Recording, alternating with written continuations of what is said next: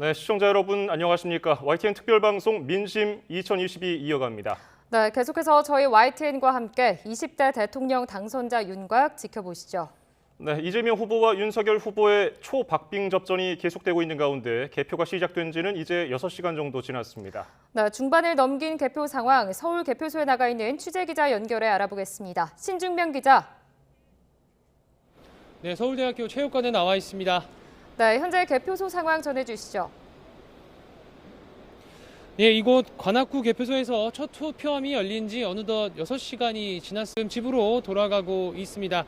현재 개표율은 서울과 전국 모두 70%를 넘겼습니다. 개표 상황이 중반을 넘긴 건데 이재명 후보와 윤석열 후보의 득표율은 아직까지는 큰 차이가 없어서 당선 윤곽은 아직까지 확실하지 않습니다.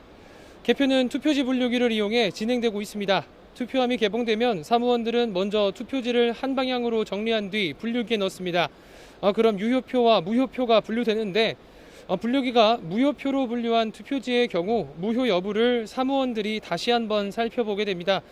자신의 주소지가 아닌 곳에서 한 사전투표는 봉투째 관할 개표소로 옮겨집니다. 사무원들이 밀봉된 봉투를 열고 투표지를 일일이 꺼내 확인해야 해서 시간이 더 걸리게 됩니다. 1,632만 명, 사전투표율 36.93%로 역대 최고 수치를 기록하고 확진자를 위한 투표시간 연장까지 더해진 이번 대선 개표 진행 다소 늦어지고 있습니다. 저녁 8시에 투표가 마감됐던 지난 19대 대선 때는 당시 문재인 후보가 자정 무렵 승리를 선언했는데요. 이번 대선에선 이재명 후보와 윤석열 후보의 초박빙 접전이 계속해서 이어지면서 여전히 당선 윤곽은 드러나지 않고 있습니다. 지금까지 서울대학교 개표소에서 YTN 신준명입니다. 네, 제20대 대선 개표 상황이 이제 종반을 향해서 가고 있는 가운데 여전히 초접전 상황이 이어지고 있습니다. 네, 민주당은 조용한 분위기 속에 초조하게 개표 결과를 지켜보고 있는데요. 민주당 상황실 연결해 보겠습니다. 김태민 기자. 네, 민주당 개표 상황실입니다. 네, 지금 개표가 후반에 가까워지고 있는데 지금 그곳 분위기는 어떻습니까? 네, 자정 무렵 이재명 후보가 윤석열 후보에게 득표율 역전을 허용한 이후 이곳 상황실은 다소 조용한 분위기가 이어지고 있습니다. 앞서 출구조사에서 초박빙 결과가 예측된 이후 환호와 들뜬 반응이 있었는데 개표율이 80%를 넘는데도 좀처럼 재역전을 하지 못하자 초조함도 일부 감지되고 있습니다. 새벽부터 민주당 선대위 지도부와 여러 의원들은 속속 이곳 상황실에 도착해서 선거 방송을 시청하며 전국 득표 상황을 면밀하게 살피고 있습니다. 아직 주요 지역의 개표가 남아있기 때문에 승부를 쉽게 예단하기는 어렵다는 반응인데 끝까지 개표 상황을 지켜보면서 희망의 끈을 놓지 않고 있습니다. 이번 대선의 최종 투표율은 77.1%로 잠정 집계됐는데 지난 19대 대선에는 미치지 못했지만 그래도 높은 투표율을 기록했습니다. 이에 대해 민주당은 지지층 총결집이 이뤄진 결과로 보고 있습니다. 이재명 후보는 지금 이 시간 자택에서 개표 현황을 지켜보고 있는데 당선인 윤곽이 확실해질 때쯤 그러니까 한두 시간 안에는 이곳 상황실에 모습을 드러낼 것으로 보입니다. 개표 결과에 대한 소감을 밝힌 뒤 당사에 들러 대선 기간 함께했던 당직자들을 격려하고 인사를 전할 예정인데요. 앞서 비공개 투표를 했던 배우자 김혜경 씨의 동행 여부는 아직 정해지지 않았습니다. 그간 강조해온 대로 미세한 득표차로 이번 대선 향방이 갈릴 거란 분석이 나오는 만큼 이 후보는 늦은 시간까지 긴장 속에서 운명의 순간을 기다릴 것으로 보입니다. 지금까지 민주당 개표 상황실에서 YTN 김태민입니다. 네, 국민의힘은 윤석열 대선 후보의 득표율이 상승세를 보이자 기대감을 감추지 못하는 모습입니다. 앞서가던 민주당 이재명 후보를 역전한 순간 환호성이 터져나오기도 했습니다.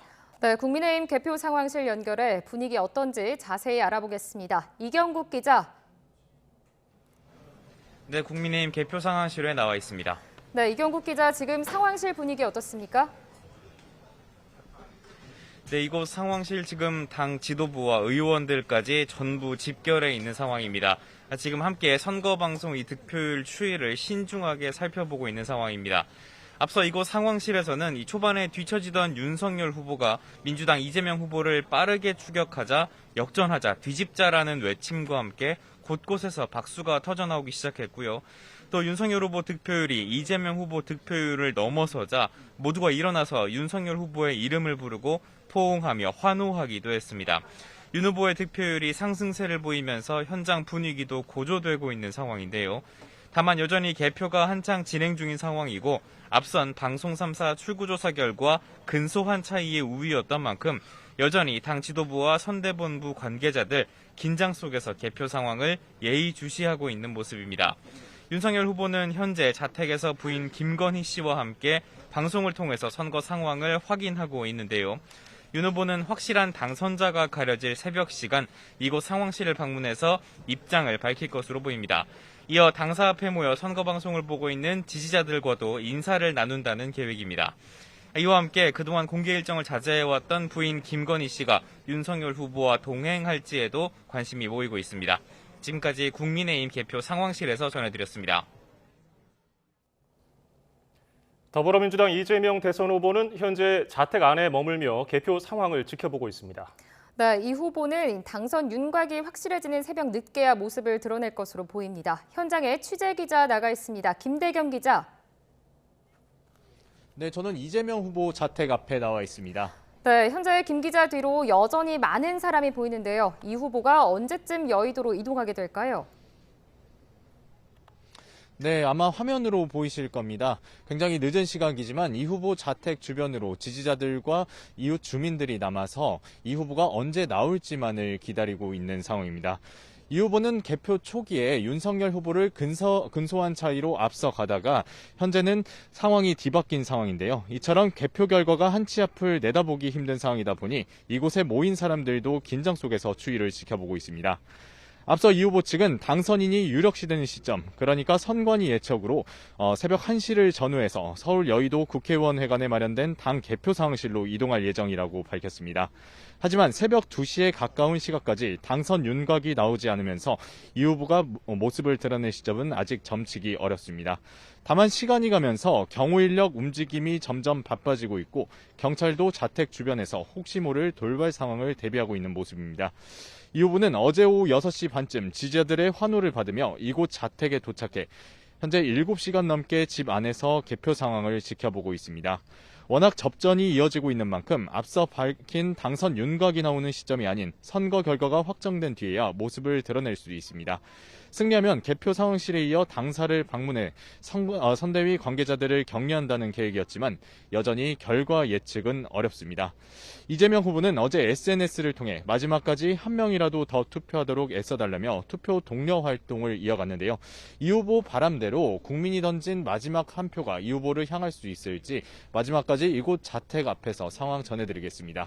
지금까지 이재명 후보 자택 앞에서 YTN 김대겸입니다. 네, 국민의힘 윤석열 대선 후보는 부인 김건희 씨와 자택에서 개표 상황을 지켜봤습니다. 네, 당선 윤곽이 드러나면 당 개표 상황실로 이동할 거란 계획에 따라 곧 모습을 드러낼 것으로 보이는데요. 현장 취재 기자 연결해 보겠습니다. 김다연 기자. 네, 윤석열 후보 자택 앞에 나와 있습니다. 네, 현재 윤 후보 자택 앞 분위기는 어떻습니까? 네, 자정이 지나자 이곳 윤석열 후보 자택 앞에도 지지자들이 구름처럼 몰려들었습니다.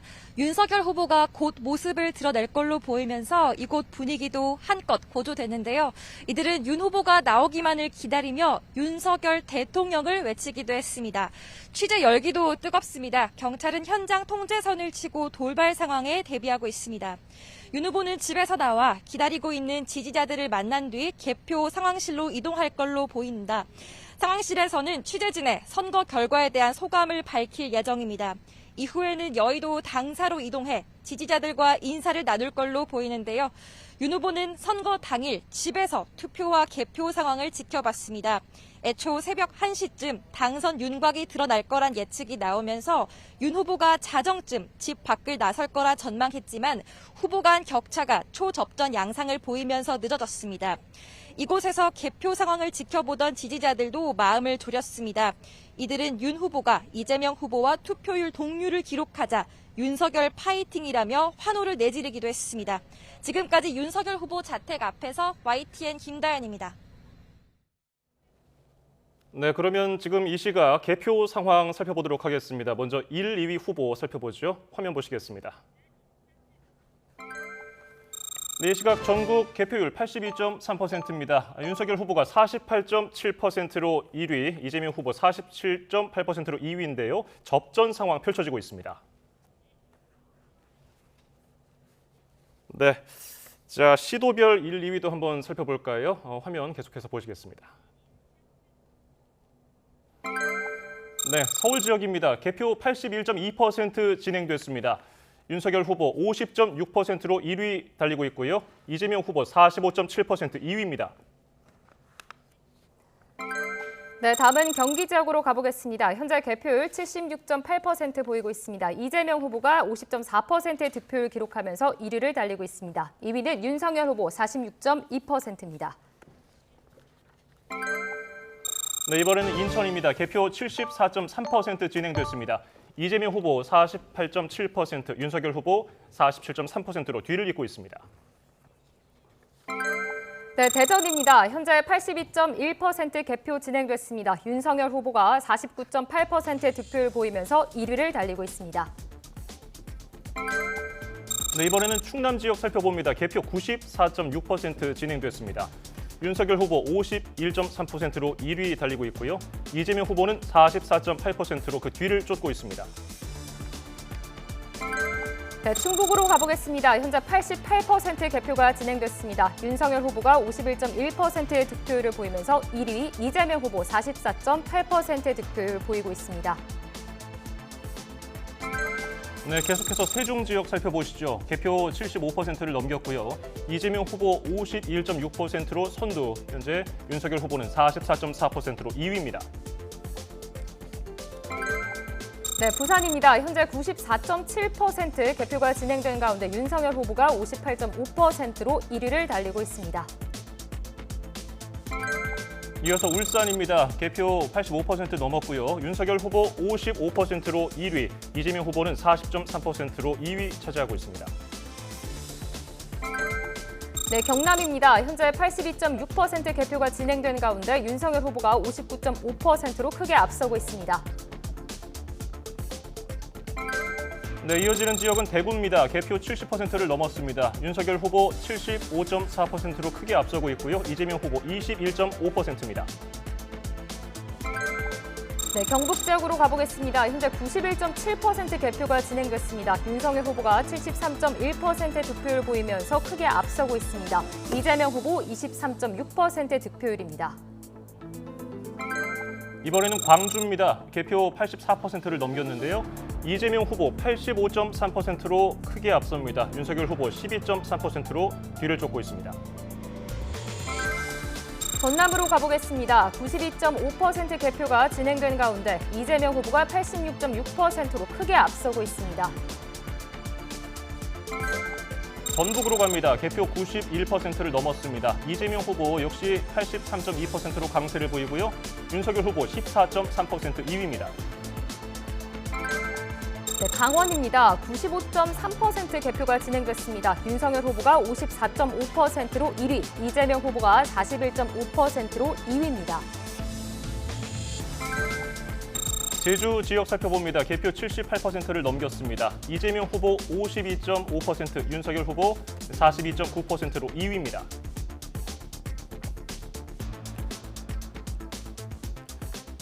네, 이번에는 접전이 펼쳐지는 지역으로 살펴보겠습니다. 화면 함께 볼까요?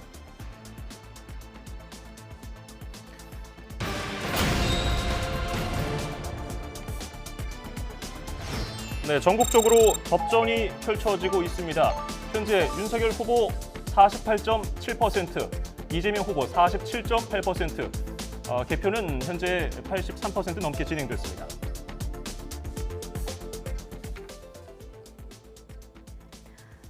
네, 접전 지역 현재 보고 계신데요. 시도별 상황도 함께 보도록 하겠습니다. 화면으로 만나보시죠. 네, 먼저 인천입니다. 현재 75.6% 개표가 진행된 가운데 이재명 후보가 48.7%, 윤석열 후보가 47.3%의 득표를 보이고 있습니다.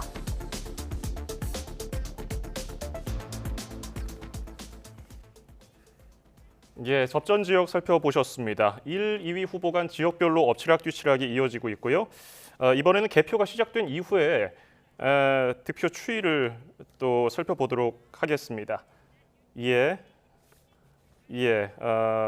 득표 추이는 잠시 뒤에 다시 살펴보도록 하고요.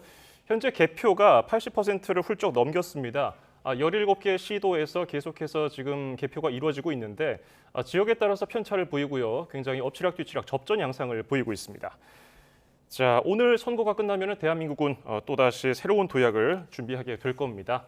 자, 계속해서 개표 상황 살펴보겠습니다.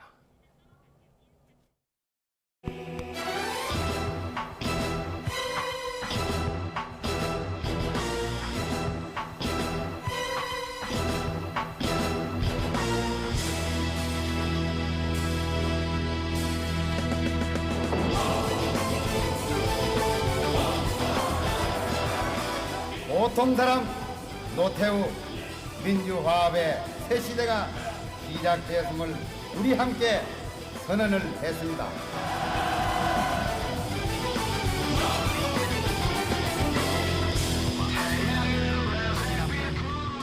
이대로는 우리나라는 안 됩니다. 우리나라의 병들은 이 한국병을 고쳐야만 합니다.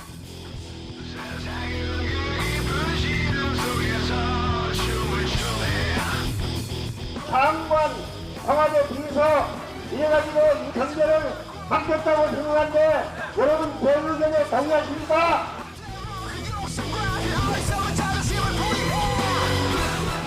그 사람들의 뜻이 국정에 가감없이 반영되고 그 사람들이 주인으로서 대접받는 진정한 의미에 있어서의 국민주권 국가를 반드시 만들어내겠습니다. 다른 것은 몰라도 경제를 살려서 대한민국 국민을 행복하게 만들겠습니다, 여러분.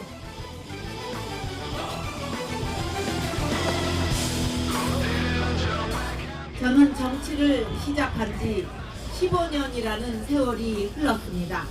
저의 모든 것을 다 바쳐서 여러분의 행복으로 보답해 드리겠습니다.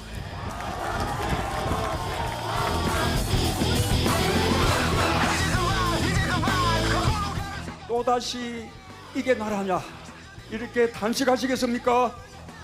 촛불혁명 완성하는 정권교체 누굽니까?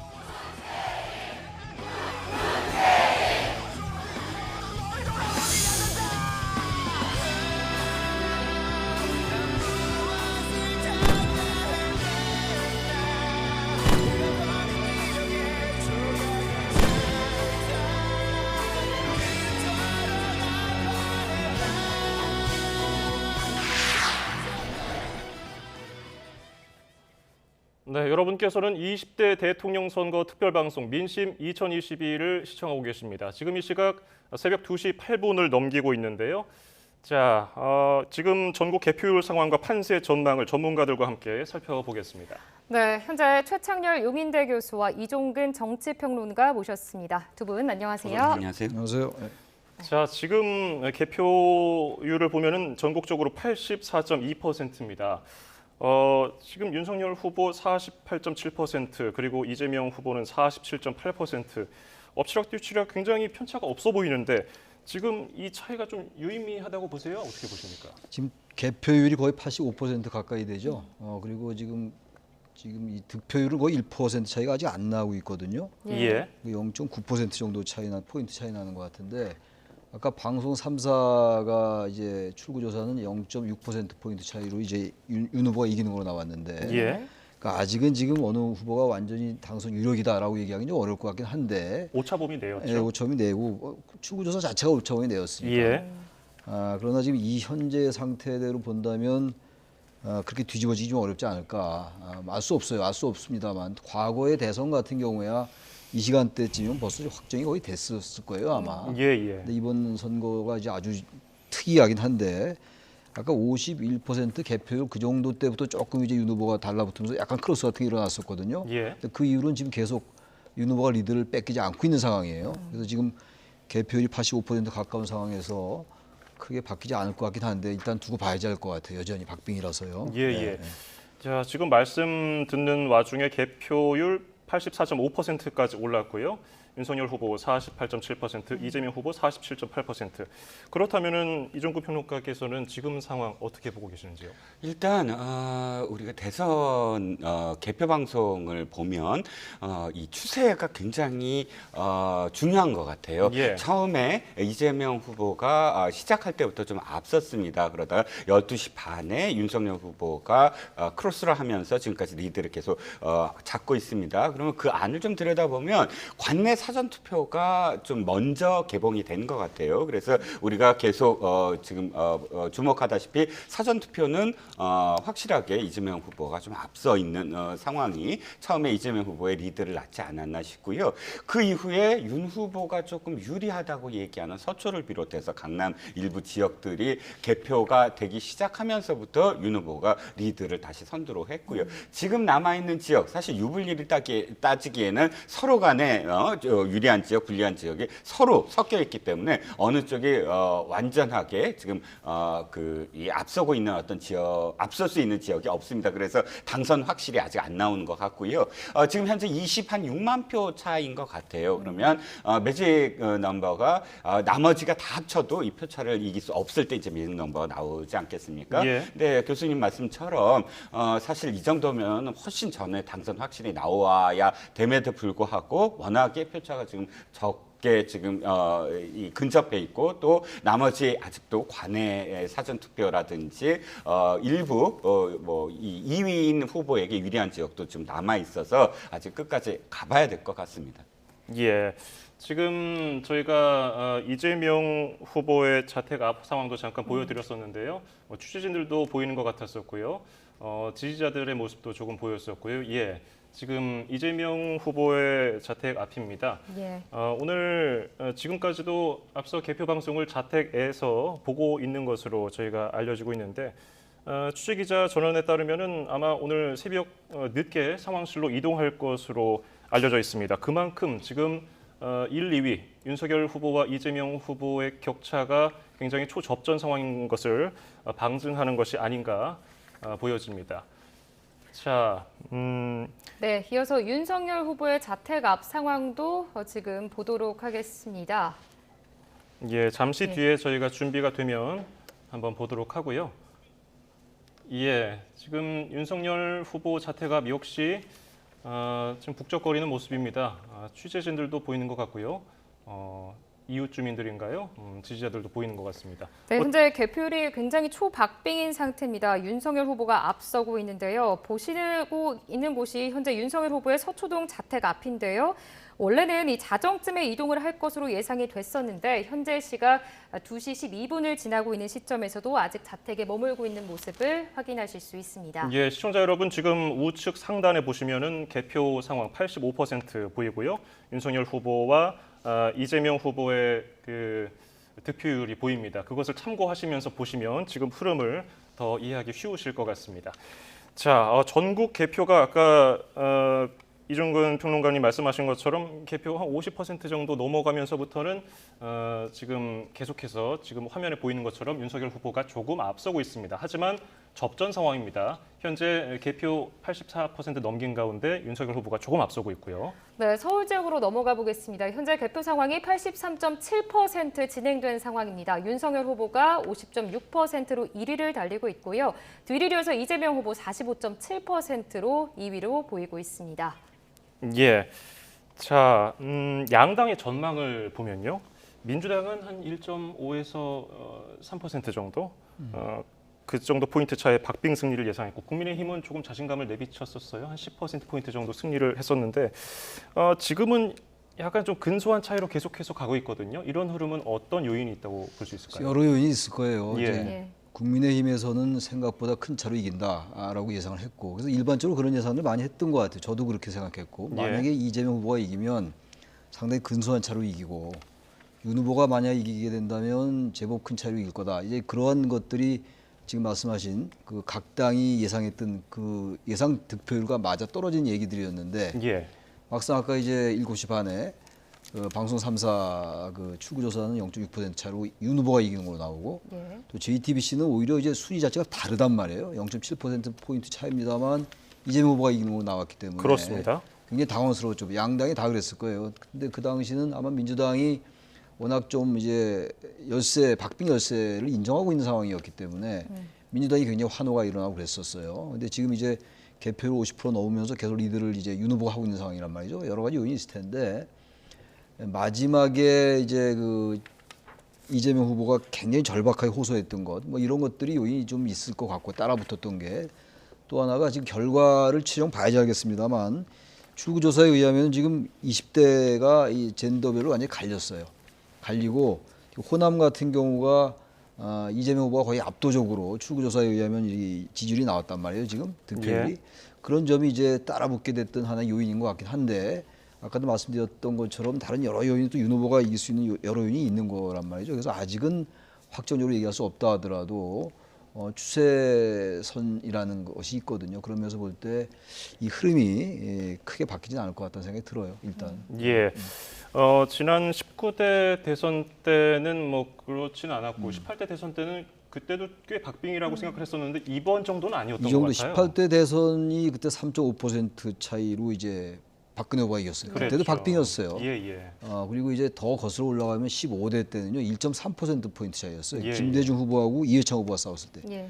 그때 불과 39만 표 차, 1.3%포인트 차이로 김대중 후보가 이겼고 16대 때 또 이제 이해창 후보하고 노무현 후보가 싸울 때 그때도 2.3%포인트 차이밖에 안 났어요. 그러니까 지금 계속 이제 대통령 선거가 계속 박빙으로 이어져 있는 상황이에요. 그러나 이 정도로 0.6% 차이는 없었거든요. 물론 최종적으로 어떤 몇 퍼센트 차이로 누가 이길지 아직 모르겠습니다만 기존에도 15대, 16대, 18대 다 이렇게 아주 근소한 차이였다는 걸 말씀드리고 17대 선거가 이제 이명박 후보와 정동영 후보 차이가 많이 났었죠. 그랬죠. 그랬던 기억이 납니다. 또 이종근 정치평론가님께 또 여쭤보겠습니다. 이 안철수 국민의당 후보와 윤석열 후보가 단일화를 했잖아요.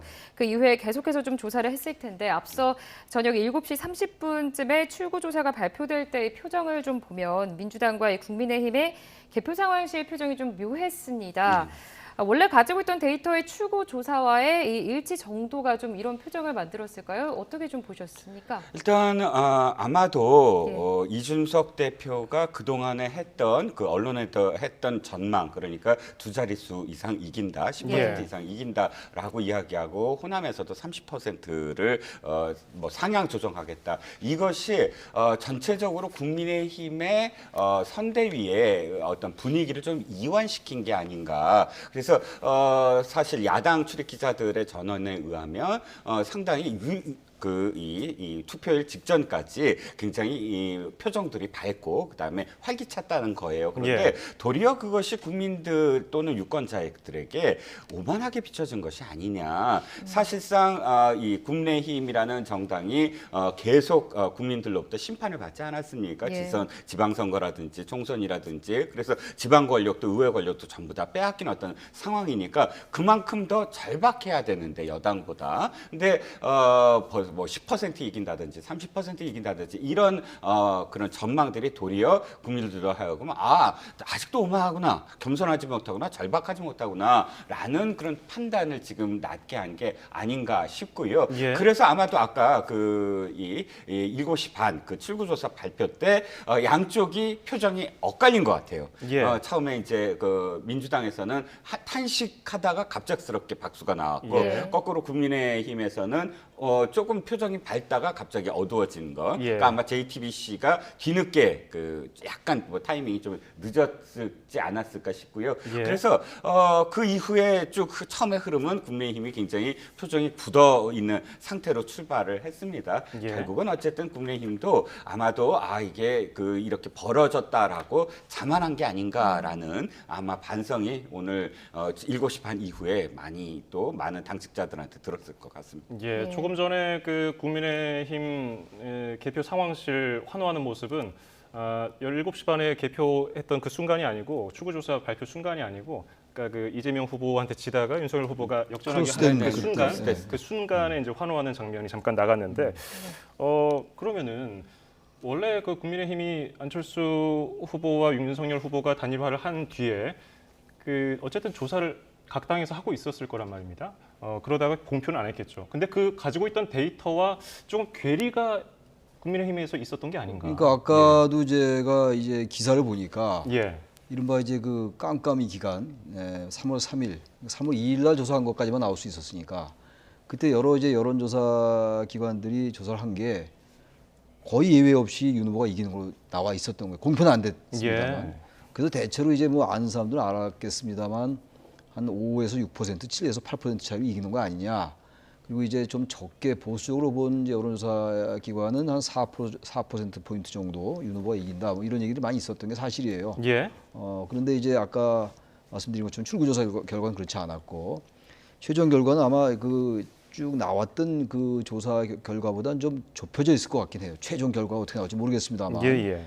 지금 여기 보니까 포털에 이제 윤석열 후보 유력이라고 뜨기 시작했는데 예. 네이버에는 보니까 아무튼 이제 여러 가지 요인이 있을 거예요. 뭐 이제 차차 분석을 해야 되겠습니다만 단일화가 좀 늦게 됐잖아요. 3월 3일 날. 예. 그 여론조사는 3월 2일 날까지만 할 수 있었던 것이고 공표가 아마 그래서 단일화의 컨벤션 효과는 좀 제한적이지 않았을까. 일단 단일화하고 난 다음에 윤 후보가 좀 이기는 게 나오면 그 이른바 컨벤션 효과를 볼 수 있었는데 예. 그게 이제 그걸 알 길이 없었던 거 아니에요. 3월 3일 날 단일화를 했기 때문에 그런 점이 이제 국민으로서 좀 아쉬웠을 겁니다 아마. 그래서 아마 이런 박빙으로 된 것도 그런 원인이 하나 있었을 것 같기도 하고. 예. 또 하나 우리 이종훈 평론가께서 잘 설명하신 것처럼 저도 그렇게 봤어요. 8% 이긴다라고 얘기하는 거 이제 밴드웨건 효과 같은 걸 노릴 수 있는데 선거는 결국은 절박하게 보이는 쪽의 유권자들이 특히 이제 표심이 아직 정해지지 않은 중도층 유권자들은 글로 표가 가게 돼 있어요. 양쪽에 확고한 정체성이 있는 지지자들은 영화에서는 바뀌지 않죠. 바뀌지 않습니다만 아주 절박하게 보이는 쪽 이재명 후보가 아주 뭐 3표, 뭐 몇 표 뭐 이런 얘기 많이 했단 말이에요. 그런 부분들이 이제 좀 상당히 격차가 좁혀진 그런 결과가 아니었을까라는 생각도 들기도 하는데 예. 역시 중요한 거는 이번 선거는 정권 교체라는 큰 어떤 선거를 전체를 관통하는 커다란 정권 교체라는 게 하나 있었고 역시 대장동 사건이 전 컸다고 봐요. 뭐 결과는 어떻게 될지 모르겠습니다만 그 부분들이 양쪽이 다 얘기했습니다만 기본적으로 이재명 후보가 성남시장 할 때 있었던 일이기 때문에 아마 그런 점들이 만약에 이재명 후보가 만약 패배한다면 또 윤석열 후보가 승리한다면 그런 요인도 하나가 되지 않았을까라고 생각을 합니다. 그러면은 지금 교수님이 대장동 얘기를 해주신 김에 관련해서 계속해서 질문을 이어가 보면은 선거 이후에도 결국 특검을 계속해서 해야 된다고 주장을 했어요. 이재명 후보와 윤석열 후보가 그거 가지고서 또 TV 토론에서 언쟁을 벌이기도 했고요. 어떻게 될까요? 흐지부지 될까요? 아니면 계속해서 그게 진행이 될까요? 중요한 건 양 후보 뭐 당선인이 됐든 아니면 지는 후보든 그 두 사람의 의지가 중요한 게 아니라 국민들의 요구가 더 중요한 것 같아요. 예. 자, 사상 초유의 일입니다. 어떤 일이냐면 진실은 하나가 있는데 양쪽이 다 각각의 녹초록을 갖고 다른 해석을 하고 있어요. 그러면 중요한 건 국민들은 진실을 원합니다. 그런데 그것이 언제나처럼 예를 들어서 5년 전이 아니죠. 그 2007년 선거에서 우리 한번 겪어봤잖아요. BBK를 갖고 1년 동안 사실 그 의혹을 되풀이했습니다. 특검 이루어졌습니다. 어떻게 됐죠? 국밥 한 그릇 먹고 특검은 유야무야 됐다라고 결과 그렇게 나오지 않았습니까?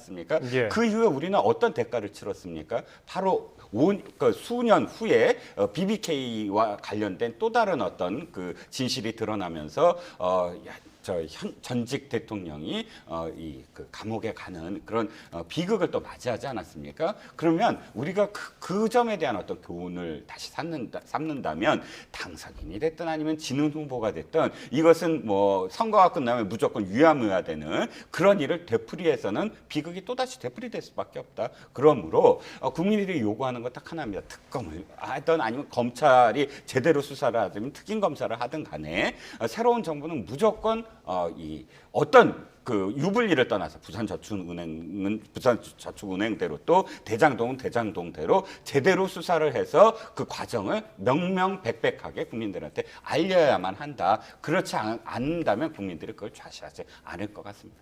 예, 알겠습니다. 그런데 이 어느 후보든 박빙으로 좀 승리를 할 경우에 부정투표 의혹이 제기된다거나 그리고 또 선거 불복 등의 이 후폭풍이 이어지지 않겠느냐는 우려도 조금씩 나오고 있습니다. 특히 이 확진자 투표가 이번 대선 때는 대혼란이었습니다. 네, 이 부분은 좀 어떻게 보고 계십니까? 이건 역시 그 대장동 못지않게 선관위에 대해서 철저하게 규명을 해야 된다. 우리가 지금 21세기의 대한민국에 살고 있지 않습니까? 지난번 2년 전에 4.15 총선을 한번 되돌아보죠. 정부가 얼만큼 자랑을 했습니까? 우리가 K보트라고 해서 다른 나라들은 이렇게 코로나19 상황에서 이런 식으로 전국적인 어떤 선거를 치러내지 못할 것이다. 또 치러냈던 몇몇 개 국가는 도리어 굉장히 큰 혼란을 겪지 않았습니까? 이 코로나19가 더 확산이 돼서. 그런데 그때 당시에 그렇게 자랑을 했다면 우리가 지금 사전 투표에서 그런 그러니까 문명 국가에서 벌어질 수 없는 소쿠리에 뭐 투표함을 담으라든지 또 투표용지를 받았더니 이미 기표된 투표용지를 받았다든지 이런 일이 벌어지지 않았을 겁니다. 가장 그 순간이 최악이었던 건 선관위가 신뢰도를 잃으면 앞으로 민주주의가 흔들릴 수밖에 없어요.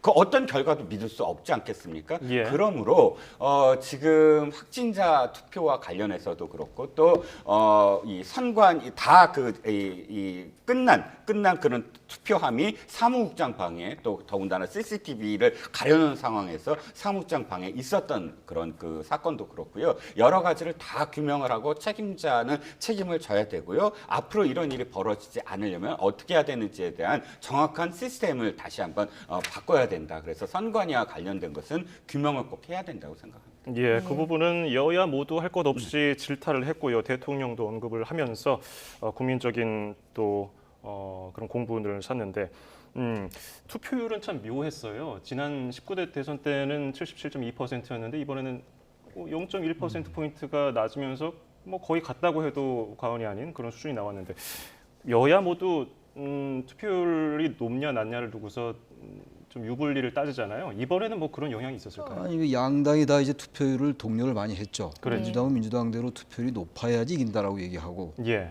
국민의힘도 마찬가지인데 객관적으로 볼 때 투표율이 높은 게 국민의힘한테 유리하게 봤어요. 특히 이제 정권 교체로는 제가 또 말씀드리는데 이번 선거를 관통했던 그 이슈는 분명히 정권 교체론이었어요. 그럼 국민의힘에서 주장하거나 뭐 민주당이 주장하는 걸 떠나서 말이죠. 근데 정권 교체 여론이 워낙 높기 때문에 투표율이 높은 게 아무래도 정권 교체 여론이 반영된다고 본다면 당연히 논리적으로 볼 때 국민의힘이 유리할 수 있죠. 예. 저는 사실 개인적으로 한 80%까지 갈 수 있다고 생각했었어요. 사전 투표율이 아무리 이제 분산 투표 효과라 하더라도 워낙 높았기 때문에 한 80%쯤 될 줄 알았더니 오히려 낮았어요. 지난 19대 대선은 77.2%였는데 낮았는데 아마 그 낮은 게 지금 현재로서는 물론 윤 후보가 좀 앞서고 있는데 윤 후보가 생각보다 예상들보다 일반적인 예상보다 차이가 좀 작았던 게 아닌가라는 생각도 들어요. 예. 예. 또 이번 대선의 최대 변수라고 또 생각을 할 수가 있는 부분입니다. 역시 20% 내외를 오르내리는 이 부동층과 또 2030 세대들의 표심 잡기 이번 대선에서 좀 관건이었는데요. 이 부분에 대해서 좀 이들의 표심의 흐름, 지금까지의 상황을 보셨을 때 어떻게 좀 보고 계십니까? 일단 첫 번째는 2030의 표심이 지금까지와 너무나 달랐다는 거예요. 예. 기억하시겠지만 최근에 어떤 흐름들을 보면 이재명 후보의 이 지지율은 여론조사상에서의 지지율은 사실 등폭이 크지 않았어요. 그래서 그걸 보통 박스권에 계속 갇혀 있다라고 표현을 했고 상대적으로 윤석열 후보는 굉장히 지지폭이 컸거든요. 굉장히 그 지지율이 높았을 때는 40% 초반대를 더 웃돌았던 적도 있고 또 지지율이 낮아졌을 때는 30% 초반이나 20%대까지 낮아진 적도 있어요. 그만큼 큰 폭으로 출렁거렸는데 이유를 들여다보면 40대, 50대, 60대는 한 번도 그렇게 그 양쪽 다 움직인 적이 없어요. 그러면 2030이 움직였다는 거거든요. 즉 이준석 대표와의 갈등이 있었을 때 사실 윤석열 후보가 지지율이 빠졌던 건 그만큼 2030이 이준석 대표를 지지했던 어떤 상황도 있었고요. 또 지지율이 다시 올랐을 땐 이준석 대표를 다시 포용했을 때 지지율이 올랐고 이런 것들이 사실상 지금까지 국민의힘이 지선과 총선에서 계속 졌던 이유는 국민의힘이라는 정당 자체가 굉장히 기득권이고 노세하고 꼰대 정당이고 이런 식의 이미지들이 굉장히 강했거든요. 그런데 어쨌든 이번에 2030 남성들의 지지를 받으면서 상당히 희석됐다. 그들의 지지를 받기 위해서 사실은 그들의 어떤 표현을 그대로 빌려서 숏폼이라든지 혹은 뭐 여러 가지 어떤 AI라든지 이런 시도들을 계속 했거든요. 그렇기 때문에 지금까지 이 민주당과 국민의힘이 한쪽은 젊은 정당, 한쪽은 노세한 정당 이런 식의 구도를 타파할 수 있었다. 그래서 2030의 지지를 받았는데 단점으로 본다면 그 속에서도 젠더 갈등이 사실 이번에 굉장히 두드러지게 나타났다는 거예요. 뒤늦게 어쨌든 이재명 후보가 전체를 다 아우르려는 어떤 전략에서 아니다. 우리가 2030 여성으로 가자라고 해서 뭐 여시라는 어떤 그런 커뮤니티에도 들어가고 적극적으로 구애를 한 것이 이 지금의 어떤 박빙의 결과를 또 낳았던 것 같고요. 그래서 어느 후보든 이제 젠더 갈등, 그러니까 세대 갈등, 뭐 지역 갈등, 계층 갈등만이 아니라 이제는 젠더 갈등을 어떻게 해결하느냐가 다음 정부에서도 문제가 될 것이고 또 다음 총선에서도 상당히 이슈로 부각될 것 같습니다. 예. 자, 지금 이재명 후보의 자택 앞과 윤석열 후보의 자택 앞 상황을 분할해서 보여드리고 있습니다. 지금 대담을 나누는 가운데 개표는 88.7%까지 높아졌고요. 윤석열 후보 48.6%, 그리고 이재명 후보는 47.8% 득표율을 보이고 있습니다. 자, 지금 2030 세대 그리고 젠더 갈등이 투표에 미치는 영향에 대해서 이야기를 나눴는데 이제 6월 1일 지방선거가 이제 3달도 안 남았습니다. 그러면 지금의 이런 그 젠더 갈등 그리고 2030의 그 흐름 계속해서 이어질 거라고 보세요? 6월 달이래야 뭐 얼마 남았나요? 얼마 남았죠? 그리고 이제 우리가 보통 일반 이제 정치 선거 이론 쪽으로 볼 때 예. 후광 효과라는 게 있어요.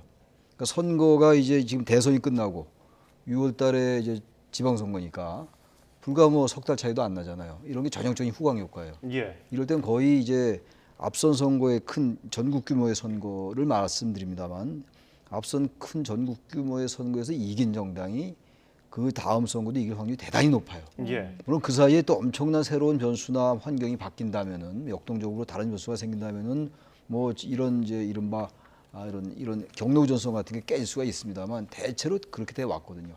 현재 특히 이제 현재의 상황은 행정 권력, 입법 권력, 지방 권력 전부 민주당이 갖고 있는 상황이에요. 만약에 이번에 이제 정권이 바뀌면 행정 권력은 이제 그 국민의힘이 갖고 지방 권력은 이제 민주당이 갖고 있다가 또 바뀔 수가 있는 이런 상황이란 말이죠. 이게 민주주의라는 거거든요. 정권도 교체되고 또 바뀌고 이런 건데 아무튼간에 지방 선거는 적어도 현재 단계로 간다면 뭐 젠더 갈등 이런 거 그대로 있을 거예요 아마. 지금 보세요, 지금 이게 지금 아까 제가 말씀드렸지만 역대 거의 모든 선거가 민주화 이후에 박빙이었거든요. 그러니까 우리나라 선거 구도가 미국도 마찬가지긴 해요 사실은. 대통령제가 실시되는 한 이러한 진영 대결은 사실 불가피한 면이 있거든요. 전 그래서 좀 다른 말씀입니다만 이번 선거에서 정치 담론이 잘 안 나왔었어요. 이재명 후보가 마지막에 정치 담론을 막 쏟아냈는데 그게 너무 조급했다는 느낌이 들고 특히 안철수 후보와의 단일화나 연대를 의식해서 27일 날 의원총회를 일요일 날 열고 그랬단 말이죠. 그러고 나서 3월 2일 날 김동연 후보와 단일화를 했는데 그때 많은 정치 담론이 나왔어요. 다 좋은 것들이었습니다. 이러한 것들이 좀 선거 초반에 나와서 이슈를 선점했으면 선거 결과가 어떻게 달라질지도 몰라요. 근데 너무 정치 담론이 늦게 나왔고 결과적으로 아무튼 누가 이기더라도 이 정치 문제를 이대로 가면 안 된다. 이 대통령제를 이대로 두면서 또 한편은 또 의회 중심주의를 얘기합니다. 다 이 모순된 얘기들이거든요. 또 그러면 다당제 연립제를 얘기해요. 다당제 연립정부를 얘기하면서 대통령제를 그대로 갖고 가자. 4년 중임제. 이 적어도 정치학 이론을 볼 때 하나도 맞지 않는 얘기들이거든요. 대통령제하에서의 다당제 연립정부는 사실 기본적으로 한계가 좀 있어요. 근데 이런 것들을 어떻게 고쳐내 나갈 것인가 이게 굉장히 중요한 과제일 것 같아요. 대통령제가 유지되는 한 이런 식의 아주 양대 정당의 극단적인 대결 구도 이걸 깨기 대단히 어려워요. 젠더 갈등도 그런 큰 맥락에서 파악을 해야 되는 것이거든요. 근데 그걸 젠더 갈등 따로 놔두고 제도 개혁은 또 따로 놔두고 이렇게 자꾸만 분리해서 보다 보니까 문제가 해결이 안 되는 거거든요. 다들 통합을 얘기하고 있습니다만 과연 이런 상황에서 통합이 제대로 될 것이냐. 그러니까 1% 차이도 안 나는 이런 선거 결과를 가지고 이건 뭐 여당이건 야당이건 정말로 유념해야 될 부분이라고 생각합니다. 지금 젠더 갈등이라든지 뭐 세부적인 아주 작은 편협적인 그런 문제들을 보고서 결국은 거대 담론으로서 뭐 대통령제라든지 정치 개혁을 필요로 해야 된다 이런 말씀까지 해주셨는데 그러면 말씀해주신 것처럼 2017년 대선 때 지금의 여당이 승리를 하고 이듬해 있었던 지방선거에서 지방 권력이 역시 민주당이 대부분을 차지했죠. 이런 흐름, 만약에 오늘 승패 결과에 따라서 다가오는 3달도 남지 않은 지방선거 후광효과 방금 말씀하신 그런 것들이 계속 이어질 거라고 보세요? 아니 그런 예가 많아요.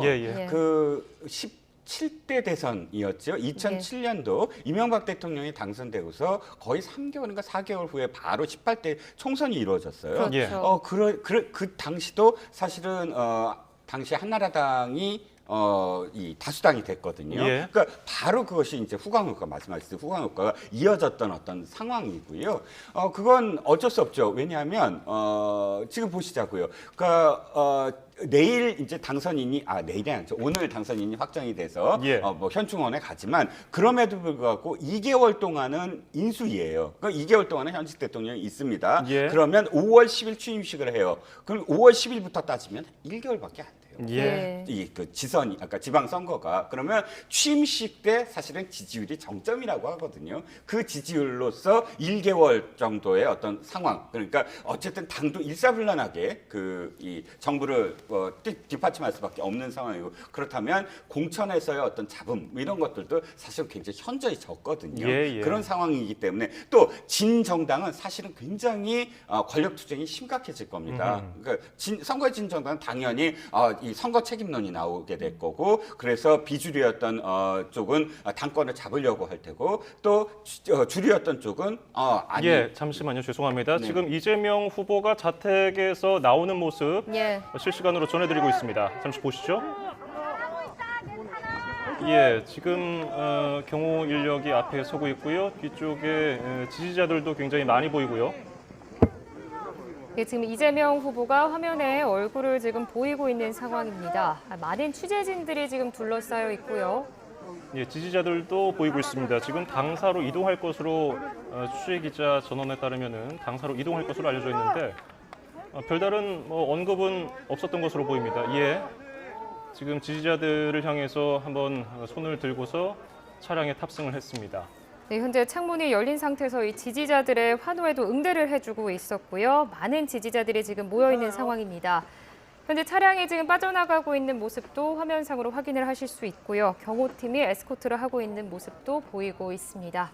지금 개표 상황이 전국적으로 89.8%를 나타내고 있습니다. 이런 한 치 앞을 내다볼 수 없는 상황이 지속되다 보니까 이재명 후보도 그렇고 윤석열 후보도 그렇고 자택에서 선거 방송을 보고 있을 뿐 나오지는 않고 있었는데 오늘 새벽 늦게쯤 상황실로 이동할 것으로 알려졌는데 2시 30분을 조금 넘긴 시점에 자택에서 모습을 드러냈고요.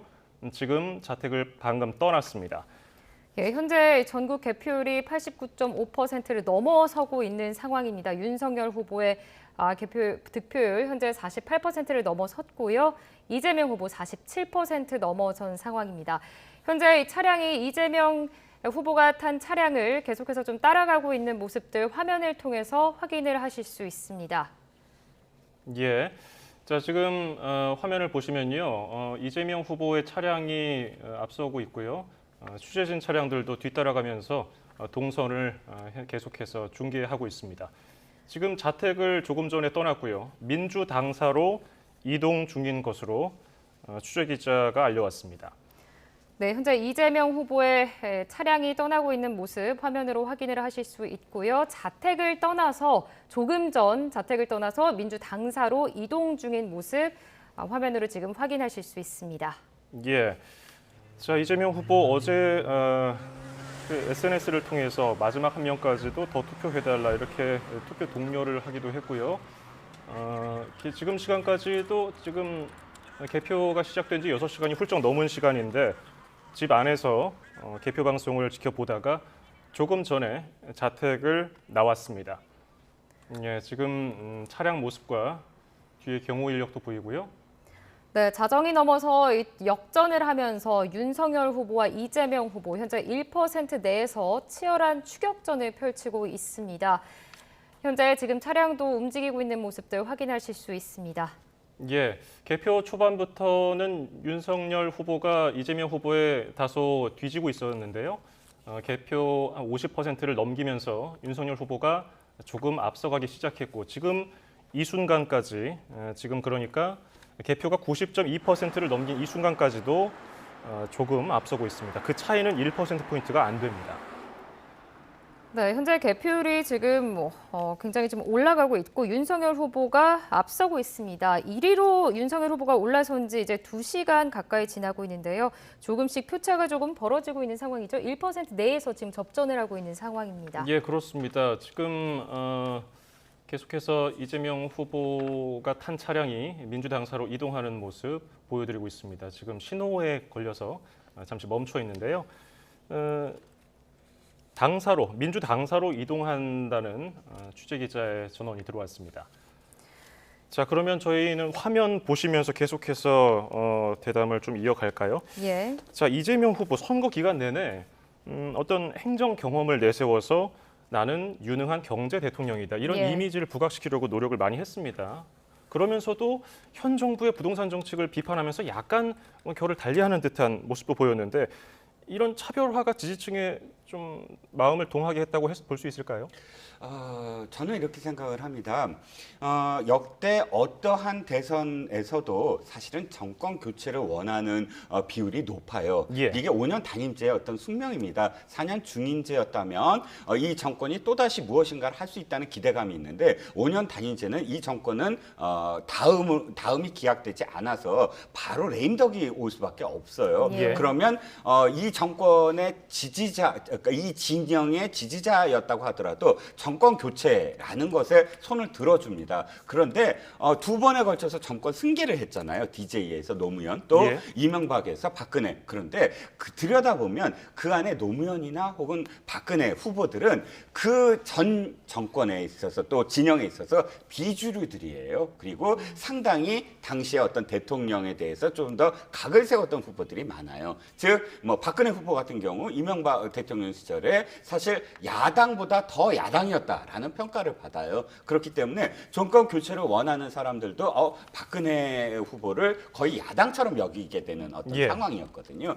역시 이 노무현 후보도 사실은 이인재 후보에 비해서 굉장히 비주류였습니다. 그래서 차별화하라라는 어떤 요구가 굉장히 많았어요. 그런데 이재명 후보가 어땠습니까? 사실 아직은 당락을 얘기할 수는 없지만 그럼에도 불구하고 저는 만약에 이재명 후보의 지지율, 그러니까 득표율이 높지 않은 만약에 패한다면 첫 번째가 정치 철학이 없었다. 즉 일관성이 없었다. 너무 조변 섞여 있다고 할까요? 기본소득을 갖고 있다가 기본소득도 철회했고 또 자영업과 관련해서 총량제를 한다고 했다가 그것도 철회됐고 그 모든 것들이 언제나 국민들이 원하면 하고 안 하면 안 한다라는 자신이 비록 비판하는 사람들이 있더라도 자신의 어떤 소신을 끝까지 밀고 나가는 그런 이 이슈가 없었다는 겁니다. 즉 캐릭터의 일관성이 없었다는 거예요. 근데 사실 상대적으로 봤을 때 노무현 대통령은 일관되게 동서화합과 지역 분권, 지방 분권을 외치면서 스스로 희생도 되고 비판도 받았지만 그것이 끝내 국민들한테 먹혔거든요. 그런 점에서 전략상 저는 굉장히 큰 오류가 있었다. 자신의 어떤 캐릭터를 일관되게 갖고 소신을 갖고 철학을 갖고 끝까지 갔어야 됐는데 많은 것들을 실용이라는 이름으로 얼버무린 게 아니냐. 그래서 결국은 이재명 후보의 장점도 가려지는 어떤 상황이 된 게 아니냐 싶습니다. 예. 그러면은 추천열 교수님은 어떻게 보세요? 이재명 후보가 그동안 경제 대통령 이미지를 앞세웠고요. 그리고 능력 있는 행정 경험이 있다. 그리고 통합 정부를 내세우면서 이번 정부가 이어지는 게 아니고 약간 변화하는 거다, 교체되는 거다 이렇게 얘기를 했었는데요. 이게 지지층의 호소가 제대로 됐을까요? 이재명 후보로서는 굉장히 딜레마였을 거예요. 기본적으로 지금 이제 말씀은 기존의 정권들이 항상 임기 말에 거의 식물 대통령 수준이었다고요. 아주 지지율이 거의 지지율이라고 할 수 없을 정도의 레임덕이 항상 있었고 이번 문재인 정권만 예외예요 지금. 이거는 87년도에 민주화되고 난 다음에 일관되게 있었던 현상들인데 예. 문재인 정부의 지지율이 문재인 대통령의 지지율이 더 높았단 말이에요. 이재명 후보의 지지율보다도. 예. 다시 말하면 친문 지지자들 다 앉지를 못했어요. 나중에 이제 분석에 따라 좀 다를 수 있습니다만 윤 후보와 안 후보의 단일화가 되면서 친문이 이제 결집했다라는 분석은 가능하다 하더라도 그러니까 기본적으로 정권과의 차별을 하기에는 너무 위험부담이 많은 거예요. 왜냐하면 현재 대통령이 지지율이 높으니까. 그러나 뭔가 차별화를 해야 되는 이유는 또 정권 교체 여론이 높기 때문에 차별화는 해야 되겠고 차별화 하자니 대통령 지지율이 높고 이런 상황 속에서 일정 부분 왔다 갔다 하게 보이는 부분이 있었다고 좀 봐요. 기본적으로. 예. 저는 그래서 정책이나 공약이 이번에 양쪽 정당이 충돌했다고 보지 않고 여러 가지 네거티브적인 요소가 많았고 제가 계속 얘기하는 게 좀 너무 단순화시키는 건지 모르겠습니다만 물론 이재명 게이트다 윤석열 게이트다 얘기가 있다 하더라도요. 기본적으로 대장동 게이트에 대해서는 유권자들의 상당수가 중도층들이 이건 이재명 후보에게 문제가 있는 게 아니라고 저는 생각했다고 좀 봅니다. 좀 개인적으로. 예. 바로 그런 점이 그래도 마지막까지 박빙으로 따라 붙었습니다만 그게 결국 이재명 후보의 한계가 아니었을까. 게다가 또 정권 교체라는 게 분명히 있었고 현재 정부가 2019년도부터 조국 사태 때 굉장히 진영 논리를 똘똘 뭉쳤었잖아요. 그런 부분들이 현재 정권 그리고 현재 이재명 후보의 기본적인 한계로 다가왔었다라는 생각을 합니다. 네. 예.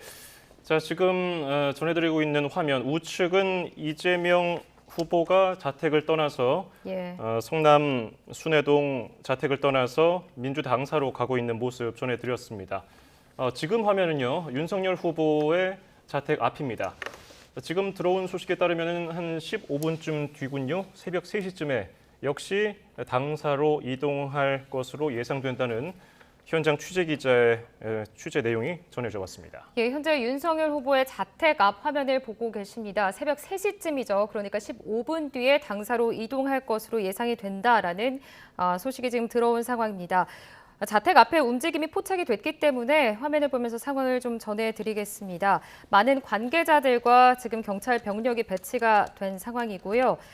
지금 화면에 윤석열 후보의 서초동 자택 모습 보이고 있습니다. 이 자택 구조상 안에서 나와서 1층으로 또 나와서 차를 탈 수도 있고 지하 주차장으로 나오는 방법도 있다고 합니다. 예. 네, 현재 화면상에 포토라인도 아까 이제 잡혀 있었던 모습을 보셨고요. 예, 현재 말씀드린 대로 윤석열 후보의 서초동 자택 앞입니다. 원래는 자정쯤에 이동을 할 것으로 예상이 됐었는데 현재 시각이 2시 46분 지나고 있습니다. 3시 정도에 이제 당사로 이동할 것으로 예상이 되고 있습니다. 예, 이런 가운데 지금 시청자 여러분 화면 우측 상단을 보시면은 개표가 지금 91.2%를 넘어섰습니다. 종반을 향해서 가고 있는데요. 윤석열 후보 48.7%, 현재 조금 앞서고 있고요. 이재명 후보 47.8%로 뒤를 쫓고 있습니다. 지금 개표율을 90%를 넘긴 가운데 이재명 후보는 이미 자택을 떠나서 현재 당사로 가고 있고요. 왼쪽 화면 모습은 국민의힘 개표 상황실의 지금 모습 보이고 있습니다. 그렇습니다. 자, 개표 상황실에서 지금 윤석열 후보가 새벽 3시쯤에 이동할 것으로 보이는데 과연 또 어떤 메시지를 내놓을지 좀 주목이 되고 있습니다. 예, 10일 이제 오전 12시 0시 30분쯤에 서울 여의도 국회 도서관에 마련된 국민의힘 대선 상황실에서 득표율 역전이 이뤄지자 이 상황실에 모인 국민의힘 의원들과 당직자들 다 같이 일어나서 이제 박수를 치며 환호성을 질렀던 모습을 보셨습니다. 예. 예. 자, 이종근 평론가님, 네. 지금 91.4% 개표 상황이고요. 48.6% 윤석열 후보, 그리고 이재명 후보는 47.8%. 여전히 숫자상으로는 박빙처럼 보이는데 네. 과연 지금 당사로 이동해서 각자 어떤 이야기를 할 것으로 예상되세요? 그런데 지금 그 이재명 후보가 나오는 시점 그리고 뒤이어서 이제 윤석열 후보의 3시쯤 당사로 이동 예상이라는 이 보도가 나오는 계기가 무엇일까를 돌아보면 KBS에서 당선 유력이 뜬 시점부터 사실은 카메라들이 계속 양쪽 집을 지금 비추기 시작했고 또 그 이후 얼마 안 돼서 이재명 후보가 움직이기 시작했거든요. 아마 YTN 화면을 계속 보신 분들이 좀 전에 좀 이상하다라고 느끼신 게 이 민주당 쪽 지금 상황실에서 많은 의원들이 이석하는 모습이 좀 있었어요. 예. 그러니까 상대적으로 지금 국민의힘의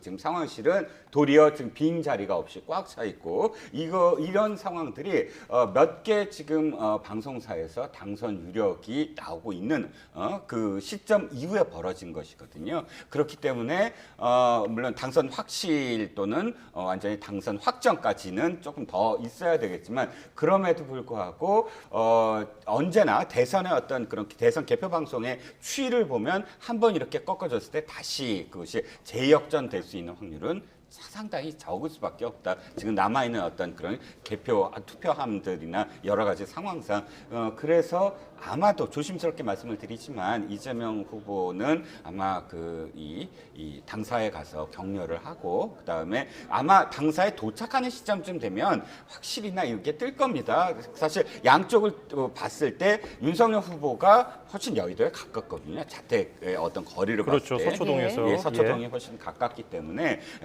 그 여의도로 가는 어떤 거리를 감안해서 이재명 후보가 조금 더 일찍 나온 게 아닌가 싶습니다. 예. 예.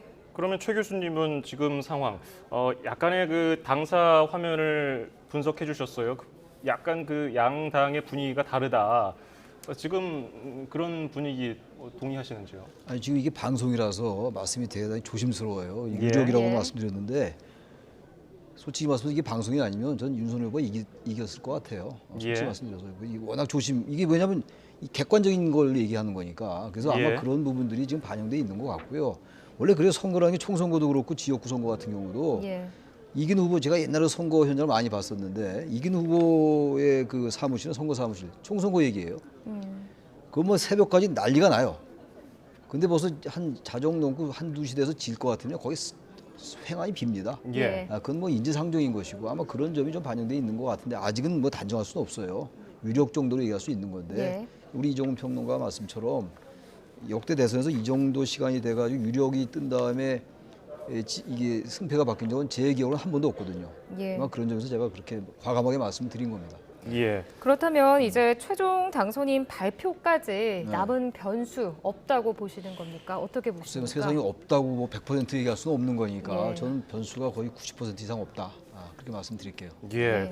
그렇게 좀 개인적인 분석 예. 결과를 개인적인 토대로 생각입니다. 예, 말씀해 주셨어요. 그러면은 이종근 평론가님도 아주 조심스럽게 말씀해 주셨는데 이제 오늘이면은 당선된 사람이 당선증을 받고 당선인 신분이 되는데 그때까지 뭐 별다른 뭐 변수가 없을 거라고 보세요? 아니면 또 다른 변수가 있을 거라고 보세요? 지금 남아 있는 건 제가 판단하기에는 예. 확진자분들의 투표일 것 같아요. 예. 그거는 어차피 처음부터 출구조사에도 안 잡히는 왜냐하면 출구조사 요원들이 대면으로 그 확진자분들을 만날 수가 없기 때문에 출구조사에도 제외됐고 또 가장 늦게 투표가 됐으므로 가장 늦게 아마 개함이 될 것 같습니다. 그러면 그 변수만 남아 있는데 사실상 확진자분들이 어떤 성향을 보일 것인가라고 하면 그것도 조심스럽긴 하지만 K 방역과 관련해서 사실 너무나 많이 지금 갑작스럽게 정부의 어떤 방침이 바뀌어서 이 하루에 뭐 수십만씩 더블링으로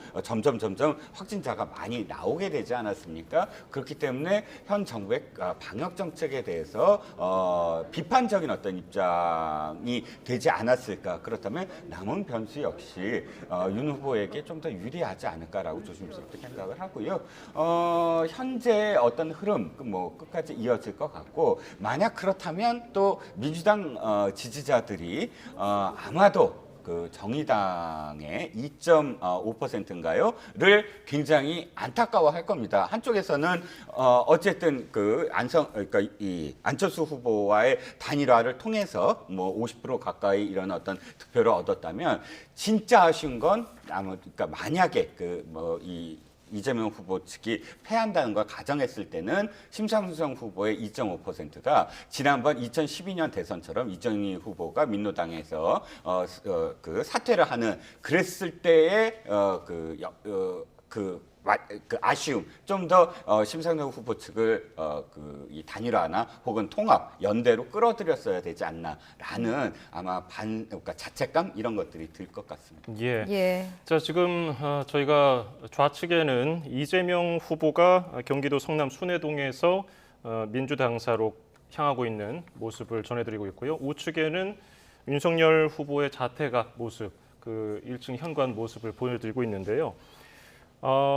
지금 양 후보가 각각 그 개표 상황실이라든지 당사로 이동을 해서 어떤 메시지를 내놓을 것으로 보이는데 어쨌든 이 양 후보가 어떤 메시지를 내놓으면서 좀 더 개표 상황과 맞물려서 분위기가 반전되지 않을까 그렇게 조심스럽게 예측이 됩니다. 예. 저희가 아까 교수님도 말씀해 주셨지만은 굉장히 조심스럽다. 네, 방송이기 그럼요. 때문에 지금 분석하는 상황이고 출구조사 결과도 그렇고 지금까지도 계속해서 접전인 상황입니다. 다시 한번 저희가 지금 전체 개표율 설명해 드리면은 92%를 넘겼습니다. 92.1%고요. 여전히 윤석열 후보가 조금 앞서고 있습니다. 48.6%, 이재명 후보는 47.8%입니다. 예.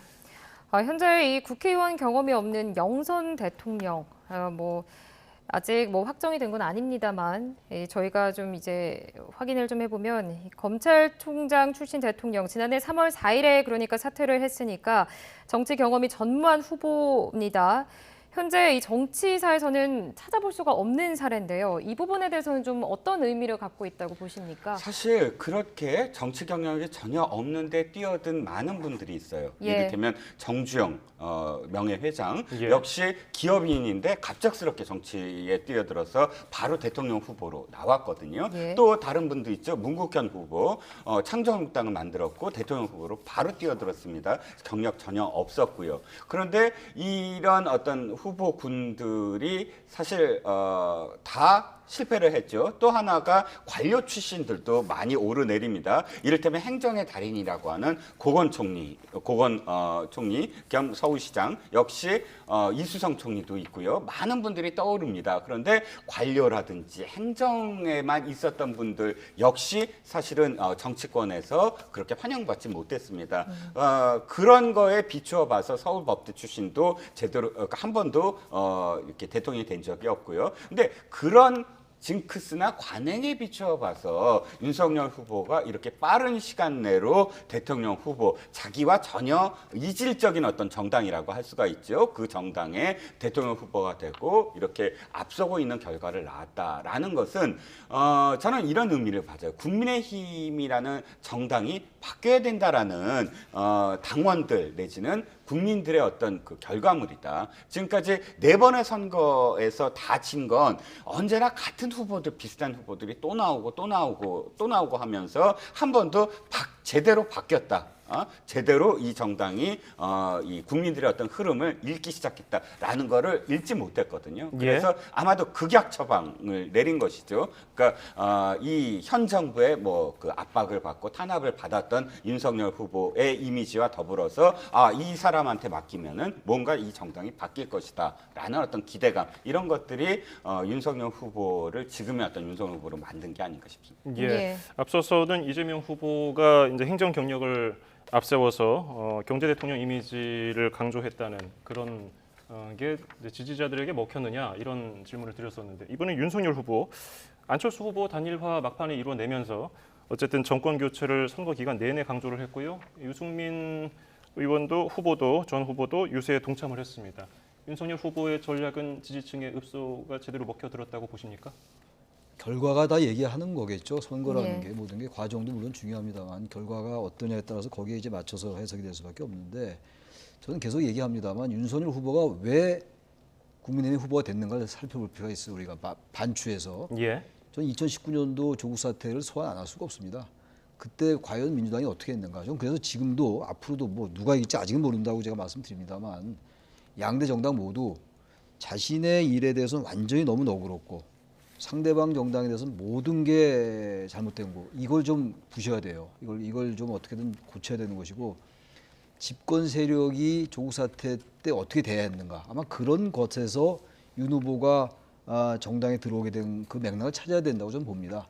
사실 윤석열 검찰총장 시절에 처음에 그렇게 정치를 하고 대선에 뛰어들 생각을 했겠어요. 사실 상식적으로 볼 때 그건 사실 상상하기 어려운 일이었거든요. 아무튼 조국 사태 때 국민들이 봤던 여러 가지 되게 중도층 중심으로 생각을 한다면 아마 그런 점들이 윤 후보를 정치에 끌어들였고 아마 그래서 구호도 국민이 키운 윤석열 이런 거 아니었겠어요. 예. 그래서 어쨌든 간에 그 내로남불이라는 거 이런 것들이 아마 민주당을 대단히 어렵게 한 것이 아닌가. 그리고 양당 다 마찬가지긴 합니다만 본질적으로는 그러나 기본적으로 조국 사태를 겪고 그러면서 과도하게 민주당의 그 진영 논리가 더 강했던 것이 아닌지 이런 것들을 좀 반성할 필요가 있어요. 앞으로 선거는 또 있을 것이고 정치는 또 영원히 가야 되는 것이기 때문에 승패가 어떻게 될지 모릅니다만 그런 것들을 반성하지 않으면 더 어려워질 수 있다고 생각합니다.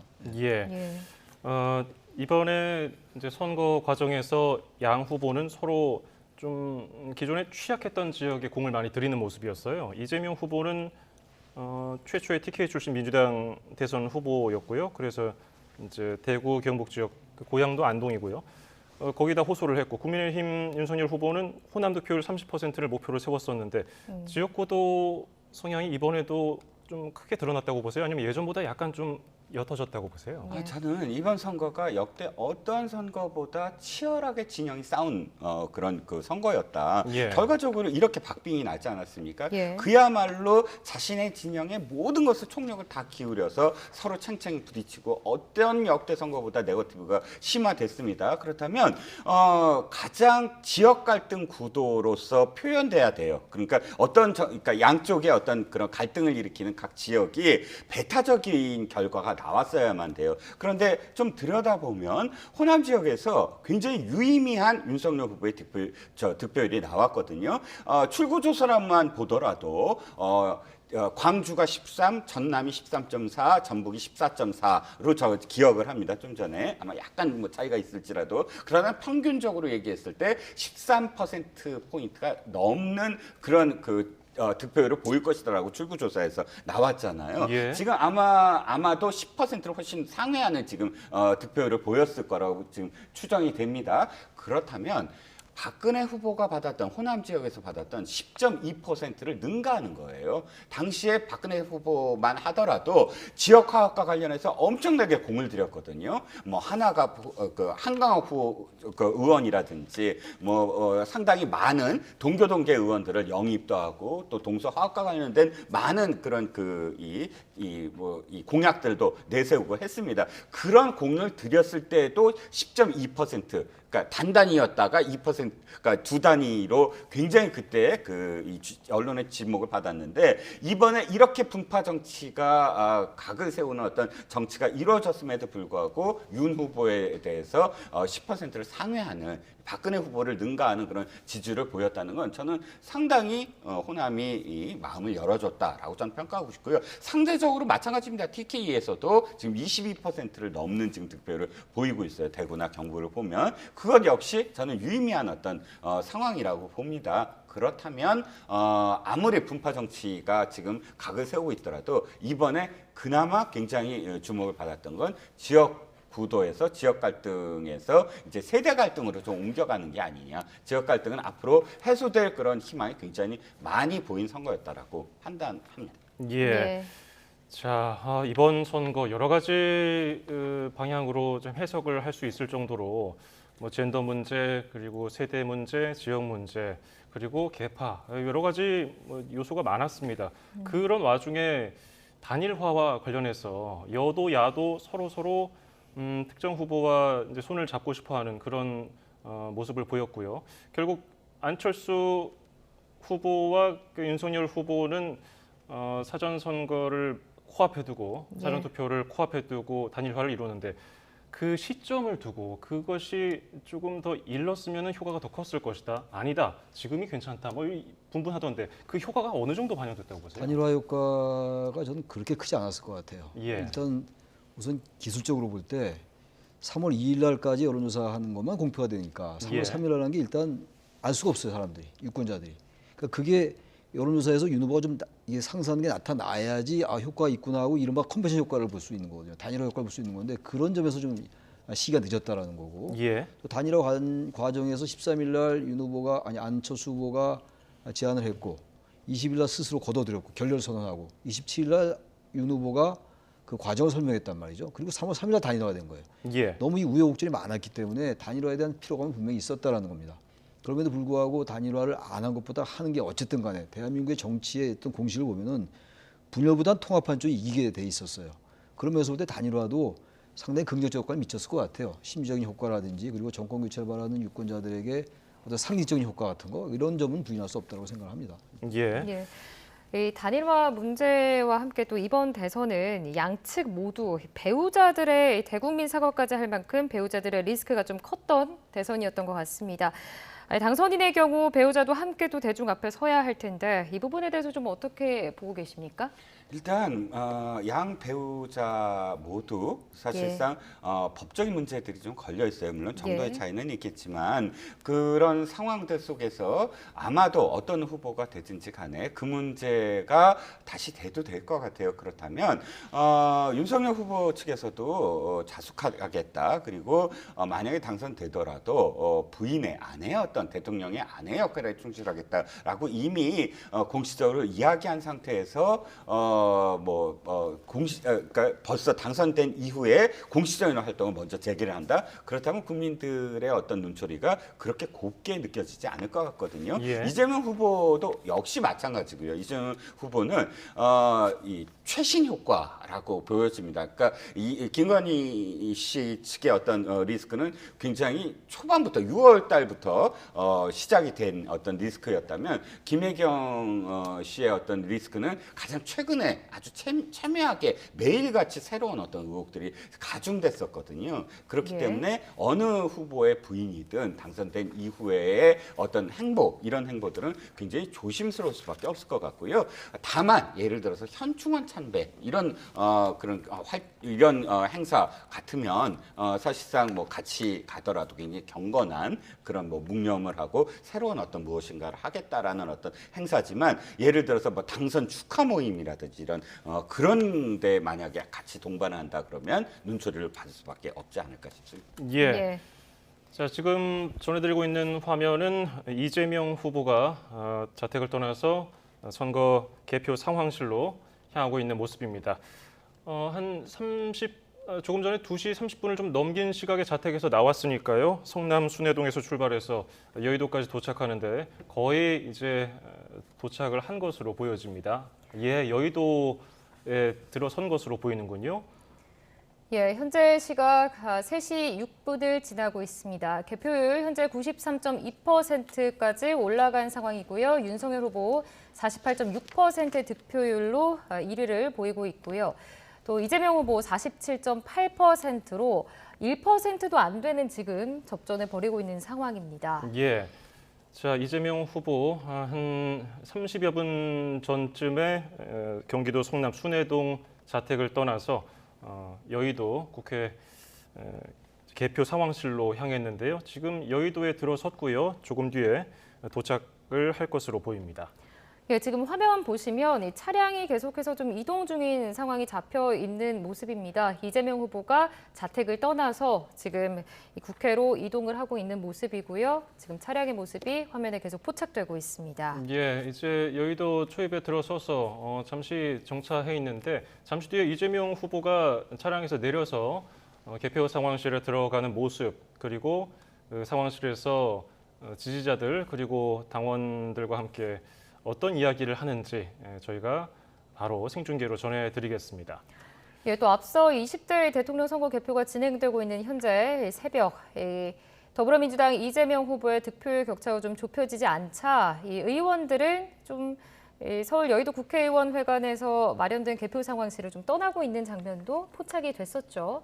앞서 국민의힘 개표 상황실에서는 다소 차분한 모습으로 의원들과 선대위 관계자들이 앉아서 윤석열 후보를 기다리고 있는 듯한 모습이었는데요. 민주당 개표 상황실에서는 앞서 저희가 화면 보여드렸습니다마는 관계자들이 일어서서 어디론가 나가는 모습을 볼 수 있었습니다. 이제 이재명 후보가 여의도에 도착을 했으니까요. 잠시 뒤에 어떤 메시지를 내놓을지 주목이 됩니다.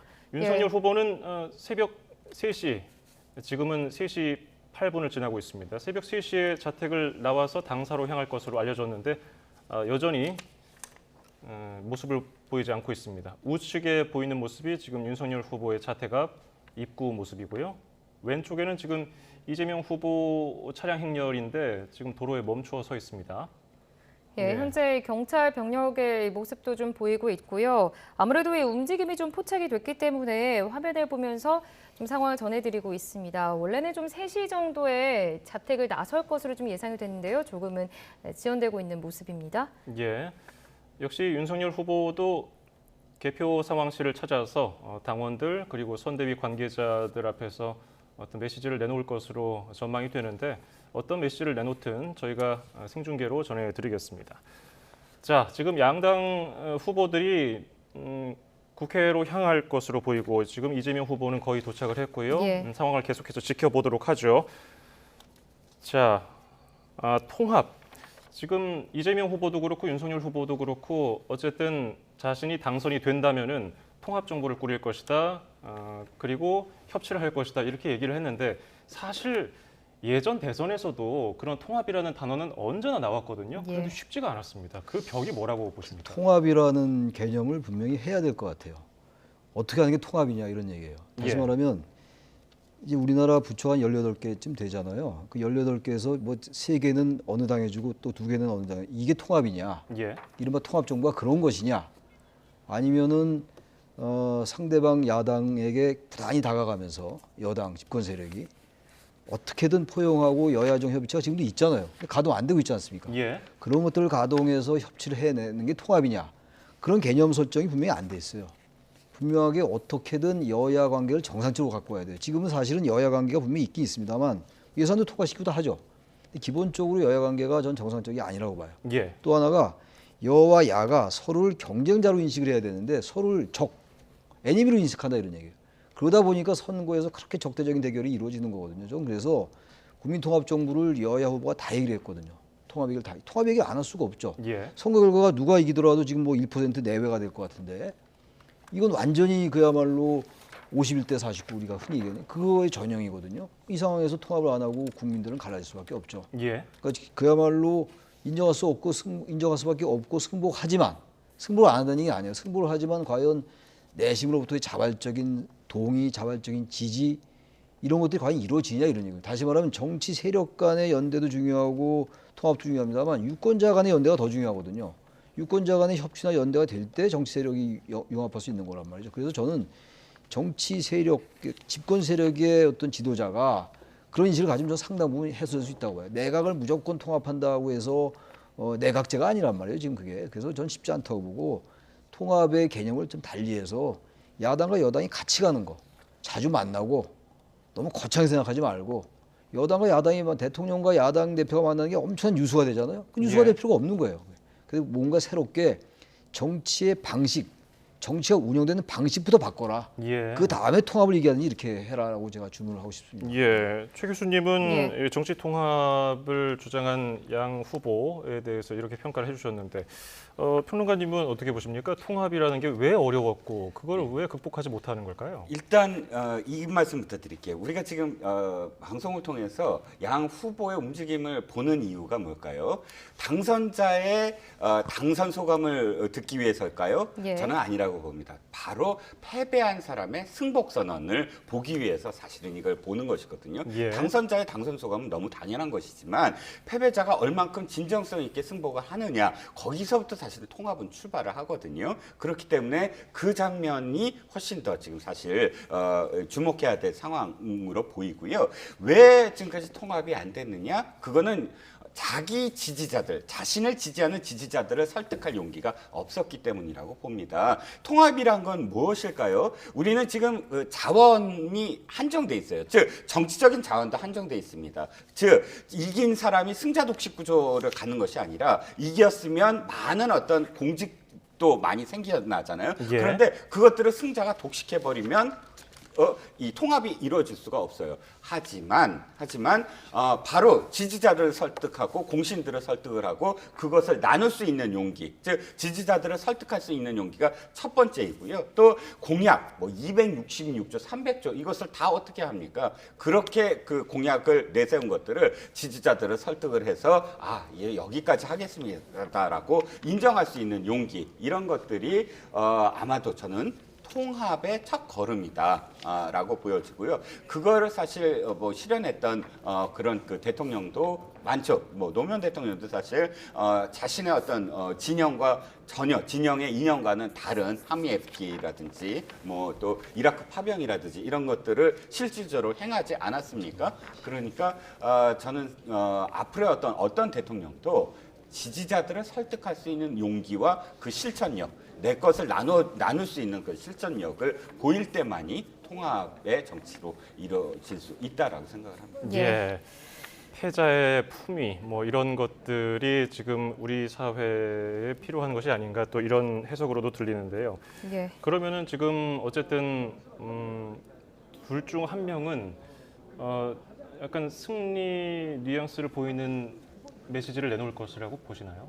아니면 한쪽은 또 내가 패배를 어느 정도 인정하는 뭐 그런 메시지를 낼 것으로 보세요? 좀 조심스럽지만요. 글쎄요, 뭐 후보들이 무슨 얘기를 할지는 잘 뭐 제가 알 수는 없는 건데 대체로 감들은 잡고 있지 않겠어요? 예. 여기서도 뭐 저도 그런 얘기를 했는데 말씀을 드렸는데 뭐 당에서 모를 리가 없을 거고요. 글쎄요, 아무래도 이재명 후보는 이제 원래 이제 기본적으로는 선거 결과를 아직 모르지만 어떤 결과가 나와도 겸허하게 받아들이겠다 뭐 이런 얘기를 할 가능성이 높지 않겠습니까? 예. 윤 후보 같은 경우도 마찬가지일 거예요. 뭐 이겼으니까 앞으로 제가 잘하겠다 이런 얘기는 아직은 이른 얘기고 그건 얼마든지 얘기할 기회가 있으니까 만약 당선된다면 이것도 그 전제로 하는 얘기입니다. 양쪽 후보를 현재 그 이제 개표율 그리고 나오는 저 득표율을 볼 때 그렇다는 얘기를 하는 거예요. 예. 그렇다면 양쪽 후보가 그런 식으로 상당히 겸손하게 자신의 입장을 밝히지 않을까 생각이 되고 당직자들 그리고 당원들 그리고 지지자들에게 일단 감사하다. 승패를 떠나서 그런 말씀 하지 않겠어요? 그렇게 생각합니다. 예. 자, 지금 개표 상황을 다시 한번 전해드리겠습니다. 93.9%입니다. 90%를 넘어가면서부터는 개표 속도가 다소 주춤한 모습이고요. 예. 중반을 향해 갈수록 다소 개표 숫자가 90%까지 올 때보다는 속도가 좀 줄었습니다. 현재 윤석열 후보 48.6%, 이재명 후보를 0.8%포인트 차로 조금 앞서고 있는데요. 지금 화면 함께 보여드리고 있습니다. 자, 왼쪽 모습은 국민의힘 제20대 대통령 선거 개표 상황실이고요. 우측은 윤석열 후보 자택 앞입니다. 지금 경찰 인력도 보이고요. 그리고 취재 기자들도 기다리고 있는데 곧 윤석열 후보는 자택을 나설 것으로 보입니다.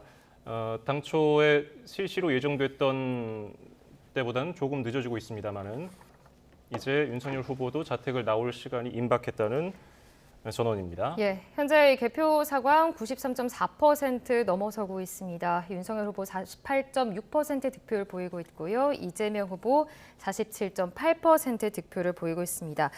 자, 이제 저희가 아시는 것처럼 첫 번째는 저희가 개표 상황을 보면서 유력, 그 다음엔 확실시된다고 또 발표를 해드리고 마지막으로는 당선을 최종 확정을 해드리는데 아직까지는 지금 좀 윤곽이 드러나진 않은 상황인데 당선인 신분이 되면 후보 때와는 여러 가지로 좀 달라지는 점들이 많습니다. 어떤 부분이 또 어떻게 달라지는지 좀 어떻게 보십니까? 일단 경호부터 달라지고요. 예. 그다음에 이 대통령 현직 대통령이 2개월 동안 상당히 많은 부분을 당선인과 상의를 해야만 합니다. 뭐 사면이라든지 이런 부분들도 상의를 하고 또 이제 국제적인 어떤 결정을 내려야 하는 것도 당선인과 함께 상의를 해야만 하고요. 가장 또 당선인이 지금 해야 될 것은 인수위겠죠. 예. 인수위원회를 어떤 식으로 꾸려가느냐에 따라서 그 정부의 방향성이 결정이 돼요. 그 상징적으로 인수위원장을 정치인으로 하느냐 아니면 외부 인사로 하느냐부터 이 정부가 어떻게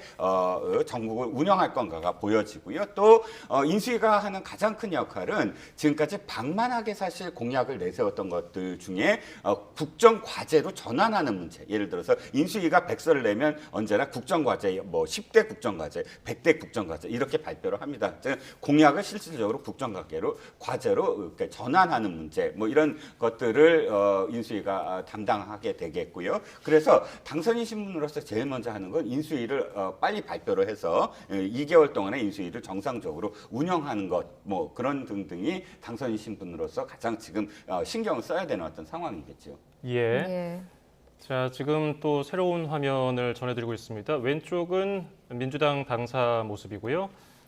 지금 민주당 당사 화면을 보여드리고 있는 그 화면 내에서도 왼쪽에는 취재 기자들이 책상에 앉아서 이제 기다리고 있고요.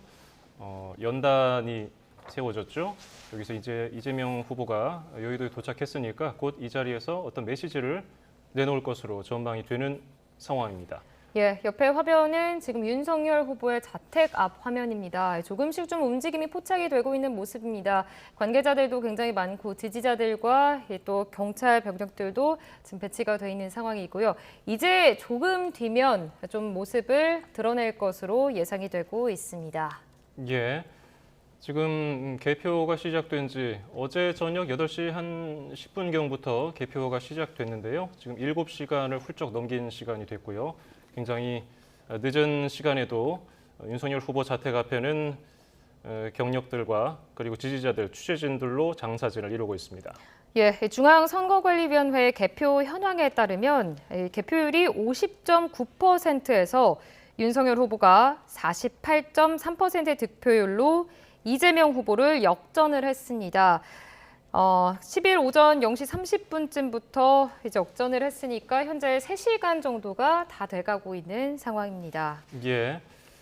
자, 지금 개표는 94.3%를 기록하고 있습니다. 개표율 94.3%. 여전히 윤석열 후보는 48.6%로 이재명 후보를 0.8%포인트 차로 조금 앞서고 있는 상황입니다. 이 차이가 계속해서 지금 이어지고 있는 상황이고요. 예. 네, 왼쪽 민주당사에서는 취재진들이 그리고 당직자들이 이재명 후보가 도착하기를 기다리고 있는 상황입니다.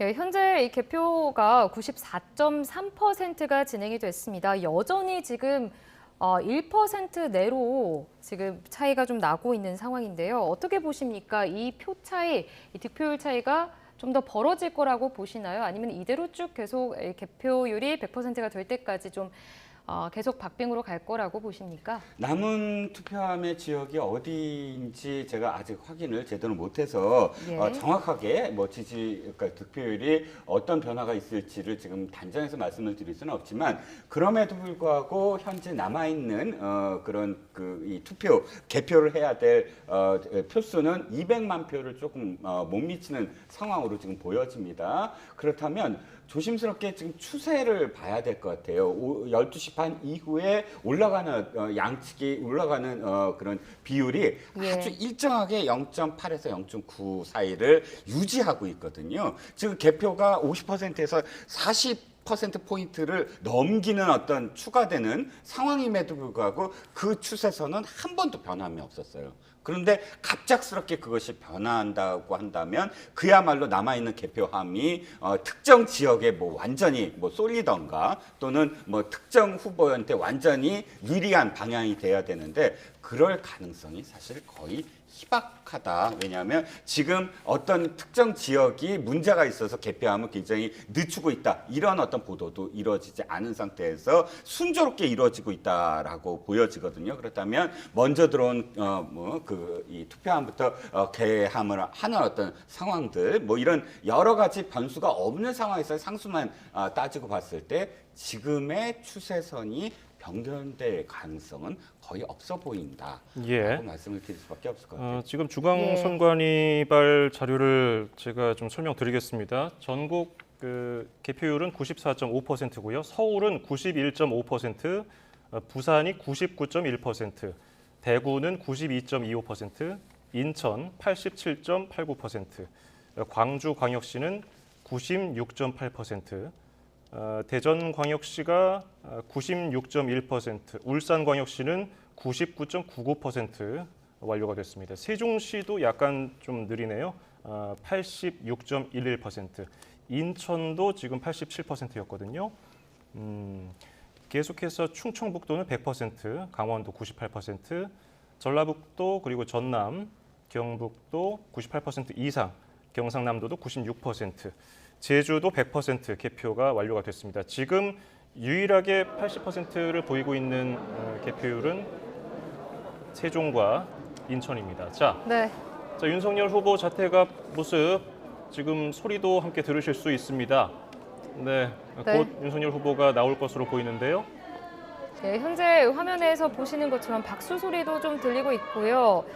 지금 윤석열 후보가 조금 있으면 좀 나올 것으로 좀 예상이 되고 있습니다. 움직임이 지금 포착이 된 상황입니다. 예, 카메라 촬영 기자들의 플래시도 터지고 있는 상황이고요. 다소 조금 전과는 달리 웅성웅성하는 소리가 조금 더 커졌습니다. 윤석열 후보 곧 국민의힘 당사로 출발할 것으로 보입니다. 예, 현재 이 자택 안에서 이 핸드폰으로 좀 누군가를 찍는 모습도 포착이 됐습니다. 조금 뒤면 이제 윤석열 후보가 모습을 드러낼 것으로 예상이 되고 있습니다.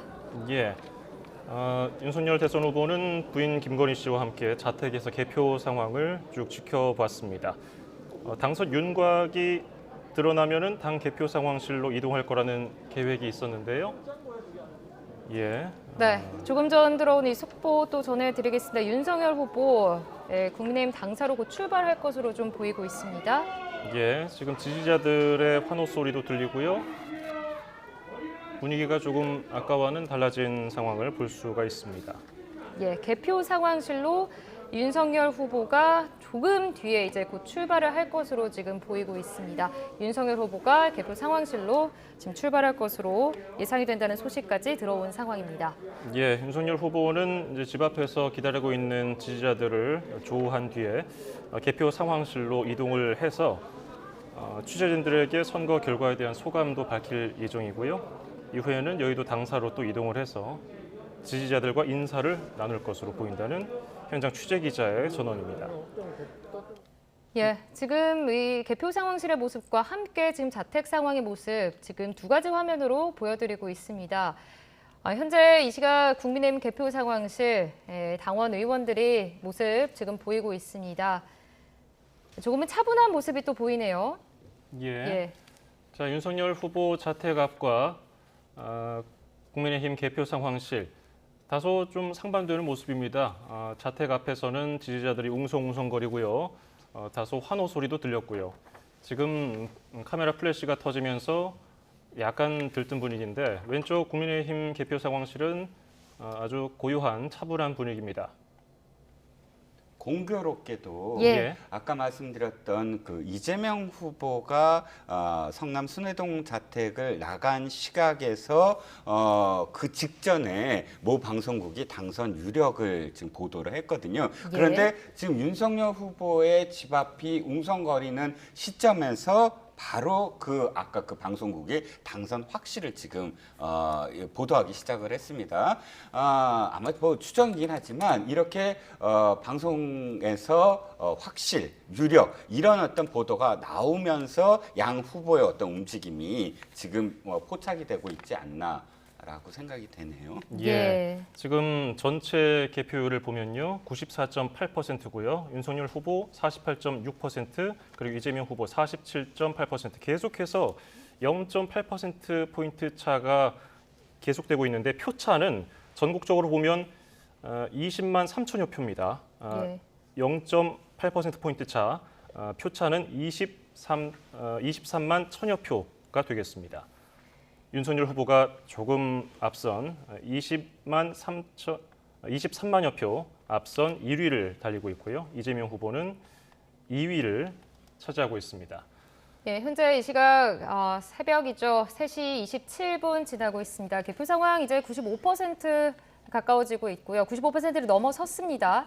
현재 윤석열 후보 48.6% 득표율 보이고 있고요. 이재명 후보 47.8% 득표율 보이면서 여전히 0.8% 정도의 표차를 현재 보이고 있습니다. 예, 왼쪽 모습은 민주당 중앙 당사고요. 오른쪽은 이재명 후보 자택 앞 모습 전해드리고 있습니다.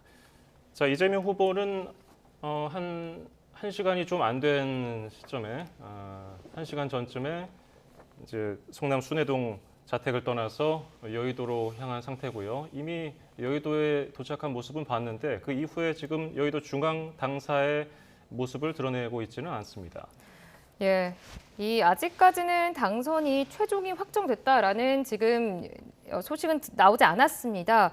보시기에 이 당선 지금 상황으로 보면 언제쯤이면 좀 당선 확정이 될 거라고 좀 보십니까? 어떻게 전망하십니까? 지금 그 개표하는 상황을 봤을 때 예. 92%, 91%부터 굉장히 더디고 있어요. 예. 뭐 아시겠지만 한 40분 전 부터 90%는 이미 넘어섰는데도 불구하고 1%, 2%, 3% 포인트 올라가는 게 굉장히 더디거든요. 그래서 아마도 지금 인천과 세종 양쪽 80%대에 머물고 있는 이 양 지역에서 개표가 조금 늦어지는 게 아닌가 싶긴 합니다. 그 문제들이 만약에 해결이 돼서 양쪽 그 개표율이 90%를 넘기는 시점이 된다면 아마도 6, 7%대로 올라갈 것 같고요. 그 정도 되면 확실하게 확실이나 혹은 확정이 되지 않을까 싶습니다. 예, 앞서 말씀드린 것처럼 전국적으로 개표율 95.29%인데 90%를 인천도 조금 전에 넘겼습니다. 이제 세종만 86.1% 개표율인데요. 최 교수님, 지금 개표 상황, 세종을 제외하고는 모두 90%를 넘겼고요. 정말 종반을 향해서 거의 다다랐다고 할 수 있습니다. 지금 상황, 추이가 아까 한 20만여 표였거든요.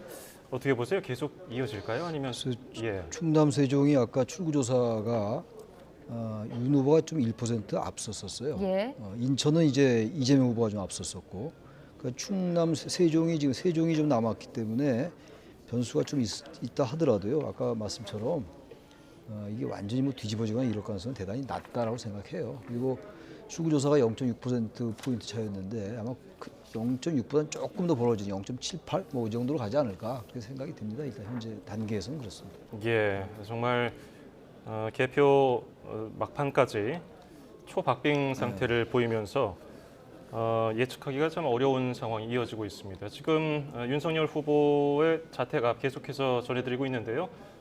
당초 3시에 출발하려고 한 것으로 알려졌는데 30분이 된 현재도 모습을 드러내지 않고 있습니다. 네, 현재 개표 상황이 95.3% 넘어가고 있고요. 윤석열 후보 득표율 48.6%, 이재명 후보 47.8%로 여전히 이 오차 범위는 0.8% 차이로 굉장히 지금 적은 수치가 보여지고 있습니다. 지금 화면에서 보시는 것처럼 윤석열 후보 이제 개표 상황실로 곧 출발할 것이다라는 소식이 들어와 있는 상황입니다. 지금 이 경호팀 같아 보이는데요. 이 경호팀이 이제 에스코트를 준비를 하고 있는 상황으로 좀 보여지고요. 많은 지지자들과 또 관계자들 그리고 또 이제 경찰 병력들도 자택 밖에서 현재 대기 중인 상황입니다. 예. 자, 윤석열 후보도 그렇고요. 이재명 후보도 국회의원 경험이 없는 대선 후보로서 지금까지 달려왔고요. 긴 레이스 끝에 오늘 그 결과물을 볼 수 있는 순간입니다. 새벽 3시 반이 넘은 시간이고요. 개표율 95.6%. 양 후보가 곧 메시지를 내놓을 것으로 보이는데 아직까지는 저희가 기다린 시간에 비해서는 지금 모습을 드러내지 않고 있어서 언제쯤 모습을 드러낼지 예측하기가 어렵군요. 윤석열 후보 자택 앞은 조금 전에 카메라 플래시도 터지고 지지자들의 약간의 환호성 소리도 들렸었는데 지금은 다시 또 잠잠해진 모습입니다. 네, 국민의힘 개표 상황실로 출발을 해서 서초동에서 이제 국회까지 가는 거기 때문에 긴 시간은 걸리지 않을 겁니다. 지금 시간 차량을 통해서 이동하면은 한 20분 정도 걸릴 것으로 보이는데요. 예. 아까 전에 이종근 정치평론가께서도 말씀을 잠깐 좀 해주셨는데 이렇게 초박빙의 승부가 계속된다면 한편으로는 좀 패배한 것으로 나오는 후보가 깨끗이 이 결과를 수용하겠다. 이렇게 수용을 하는 부분도 더 중요해질 것 같다라고 아까 언급을 좀 해주셨습니다. 네, 그렇습니다. 그 부분에 대해서 좀 어떻게 전망을 하십니까? 기억하시겠지만 부시 후보와 엘고 후보, 이 후보 간에 굉장히 혼선이 빚어졌었어요. 당시 이제 득표율은 엘고 후보가 훨씬 더 많았는데도 불구하고 미국의 선거 제도 때문에 부시 후보 측이 잠시만요. 지금 이재명 후보가 민주당 중앙 당사에 도착을 했습니다. 저기 사람 인파 뒤로 이재명 후보 모습이 보이는군요. 예. 자, 이재명 후보의 모습이 화면에 지금 보이고 있습니다. 민주당 중앙 당사에 현재 도착을 한 모습이죠. 현재 지금 지지자들의 이재명이라고 좀 외치는 환호의 목소리도 좀 들리고는 있습니다. 예, 이재명 후보 지지자들이 후보 이름을 연호하면서 지금 계속해서 이재명 후보는 인사를 하고 있고요. 지지자들을 만나면서 악수도 하고요. 중앙 당사로 들어가고 있는 모습입니다. 예, 이재명 후보가 현재 나오면서 박수 소리와 함께 또 지지자들의 목소리가 들리고 있습니다. 파란색 넥타이를 메고 자택을 나와서 지금 지지자들의 응원 속에서 민주당 중앙 당사에 현재 도착을 한 모습이 화면에 지금 보이고 있습니다. 예, 조금 전 2시 30분을 조금 넘긴 시각에 성남 순회동 자택에서 출발을 해서 예상보다 조금 늦게 중앙 당사에 도착을 했는데요. 어쨌든 지금 차량에서 내려서 더불어민주당 중앙 당사에 도착을 했습니다. 지금 당사 전경 입구 모습을 큰 화면으로 보내드리고 있는데요. 지지자들 응원 속에 민주당 중앙 당사에 도착한 이재명 후보. 잠시 뒤에 중앙 당사에서 어떤 메시지를 내놓을지 귀추가 주목됩니다. 저희가 이재명 후보의 메시지를 바로 생중계로 전해드리겠습니다. 예, 현재 이종근 정치평론가와 지금 나누고 있던 이야기 계속해서 이어가 보도록 하겠습니다. 예.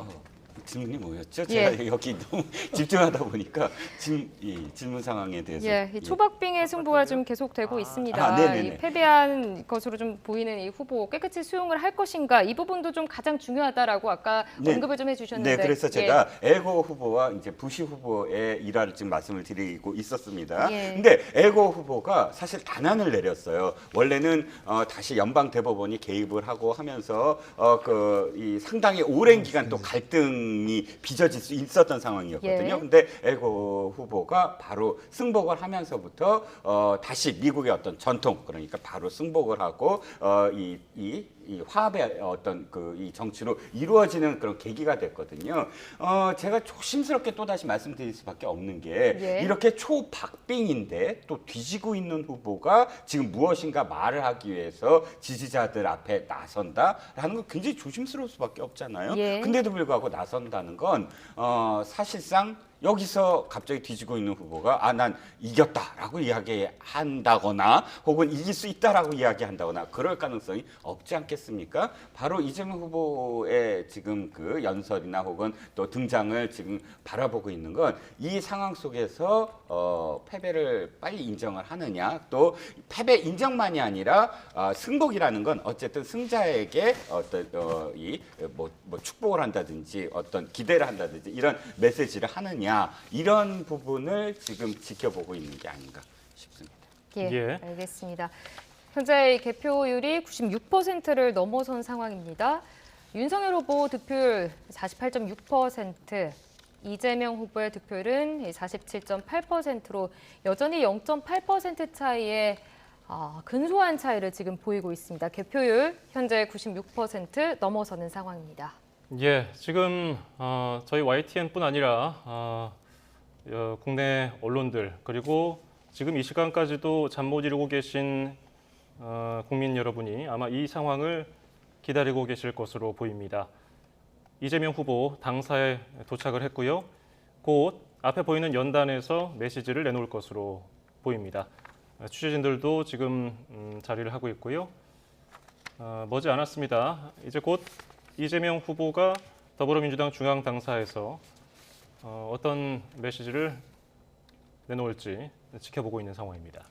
기자회견이 이어질 예정인데요. 예, 지금 더불어민주당 이재명 후보 조금 전 그 영상에서 민주당사에 도착하는 모습이 포착이 됐습니다. 이제 정말 얼마 남지 않았습니다. 곧 기자회견이 열릴 것으로 지금 보이고요. 네, 현재 지금 기자들과 또 관계자들이 좀 기다리고 있는 상황이 보이고 있네요.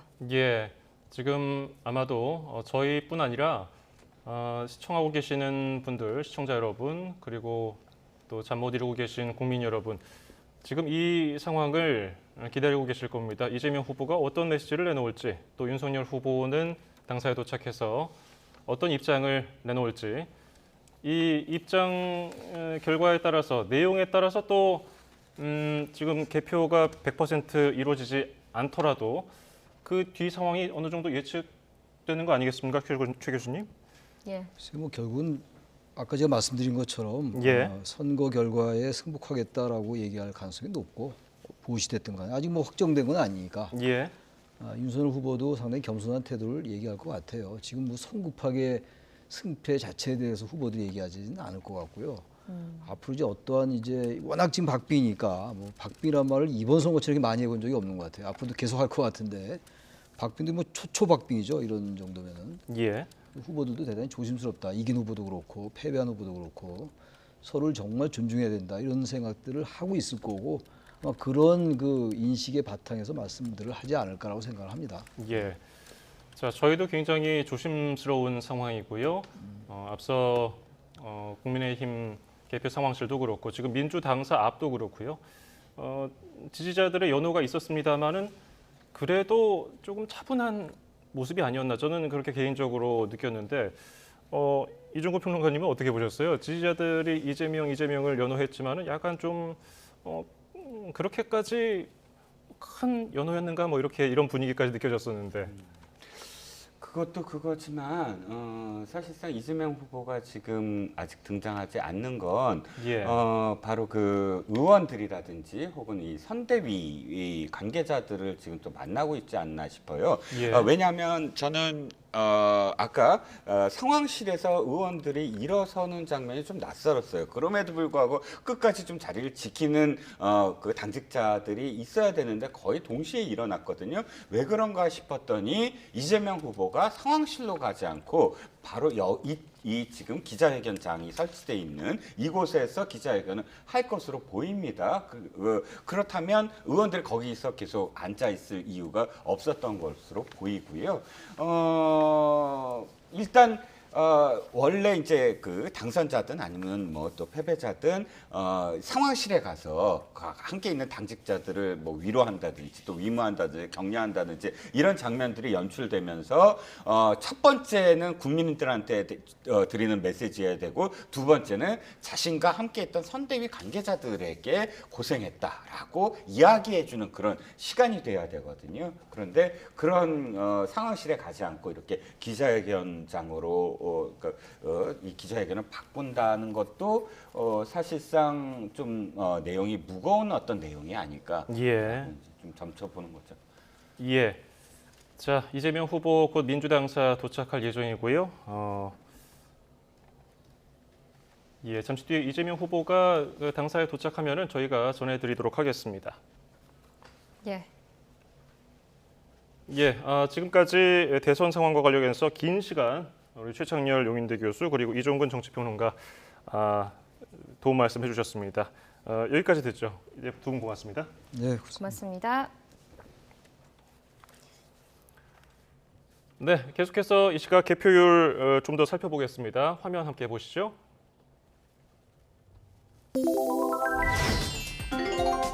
예, 5년마다 치러지는 대통령 선거는 전국적으로 숨겨진 민심을 직접 확인할 수 있는 아주 소중한 기회입니다.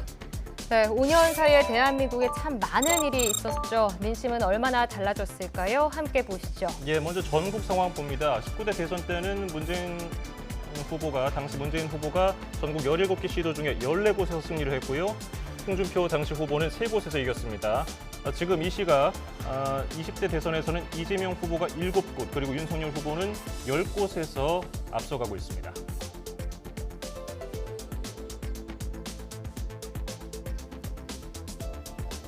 네, 다음으로 오늘 선거 진행 상황 살펴볼까요? 네, 현재 이 19대 대선 14곳에서 문재인 후보가 이겼었는데요. 현재 20대 대선의 상황, 이재명 후보 7곳, 윤석열 후보 10곳에서 현재 앞서가고 있는 상황입니다. 네, 이번에는 전국 상황 살펴봅니다. 개표 현재 96.8% 진행됐습니다. 윤석열 후보 48.6%로 1위, 이재명 후보 0.8%포인트 차 뒤진 47.8%로 2위입니다.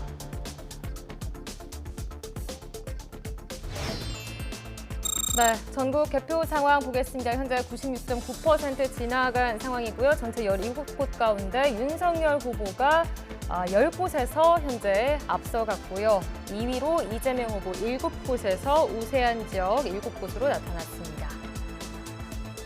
네, 지금까지 이 시각 개표 현황 살펴보셨습니다.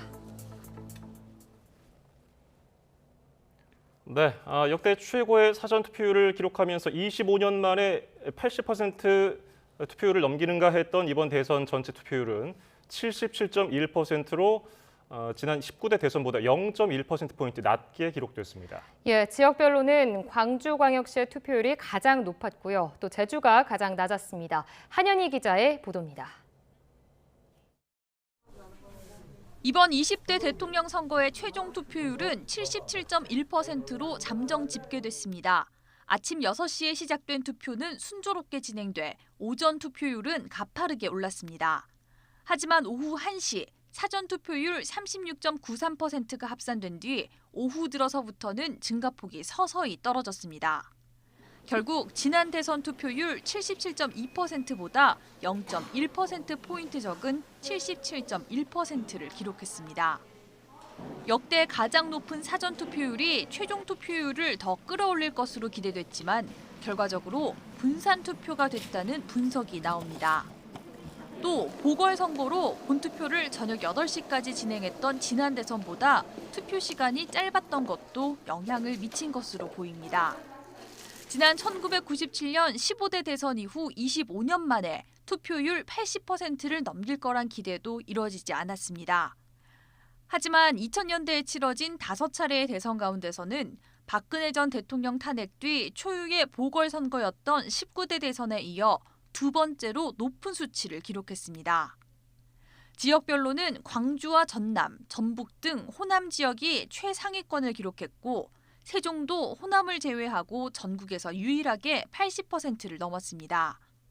반대로 투표율이 가장 낮은 지역은 72.6%를 기록한 제주였고 충남과 충북, 인천 등이 뒤를 이었습니다. 선거인 수가 가장 많은 경기는 76.7%로 전국 평균보다 낮았고 서울은 77.9%로 집계돼 전국 평균을 웃돌았습니다.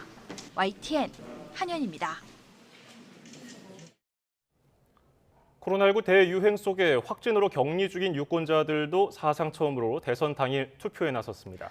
네, 사전 투표 때와 달리 차분한 분위기에서 진행이 됐고 이미 하루 30만 명을 넘어선 확산세에 큰 영향은 없을 전망입니다. 정유신 기자입니다. 오후 6시가 되자 기다리고 있던 확진된 유권자들이 차례로 투표소로 들어갑니다. 전신 방호복으로 무장한 투표 사무원들이 일일이 확진자 안내 문자를 확인한 뒤 별도로 준비한 기표소로 안내합니다. 일부 지자체에서 확진자 외출 시간을 잘못 알리거나 아예 안내 문자를 받지 못하는 혼선도 있었습니다. 하지만 사전투표 때와 같은 큰 혼란 없이 비교적 차분한 분위기 속에서 투표가 진행됐습니다. 이미 사전투표에 참여한 유권자가 많은 데다 일반인과 동선을 구분해 방역에 신경 쓴 만큼 최근 확산세에 미치는 영향도 제한적일 전망입니다.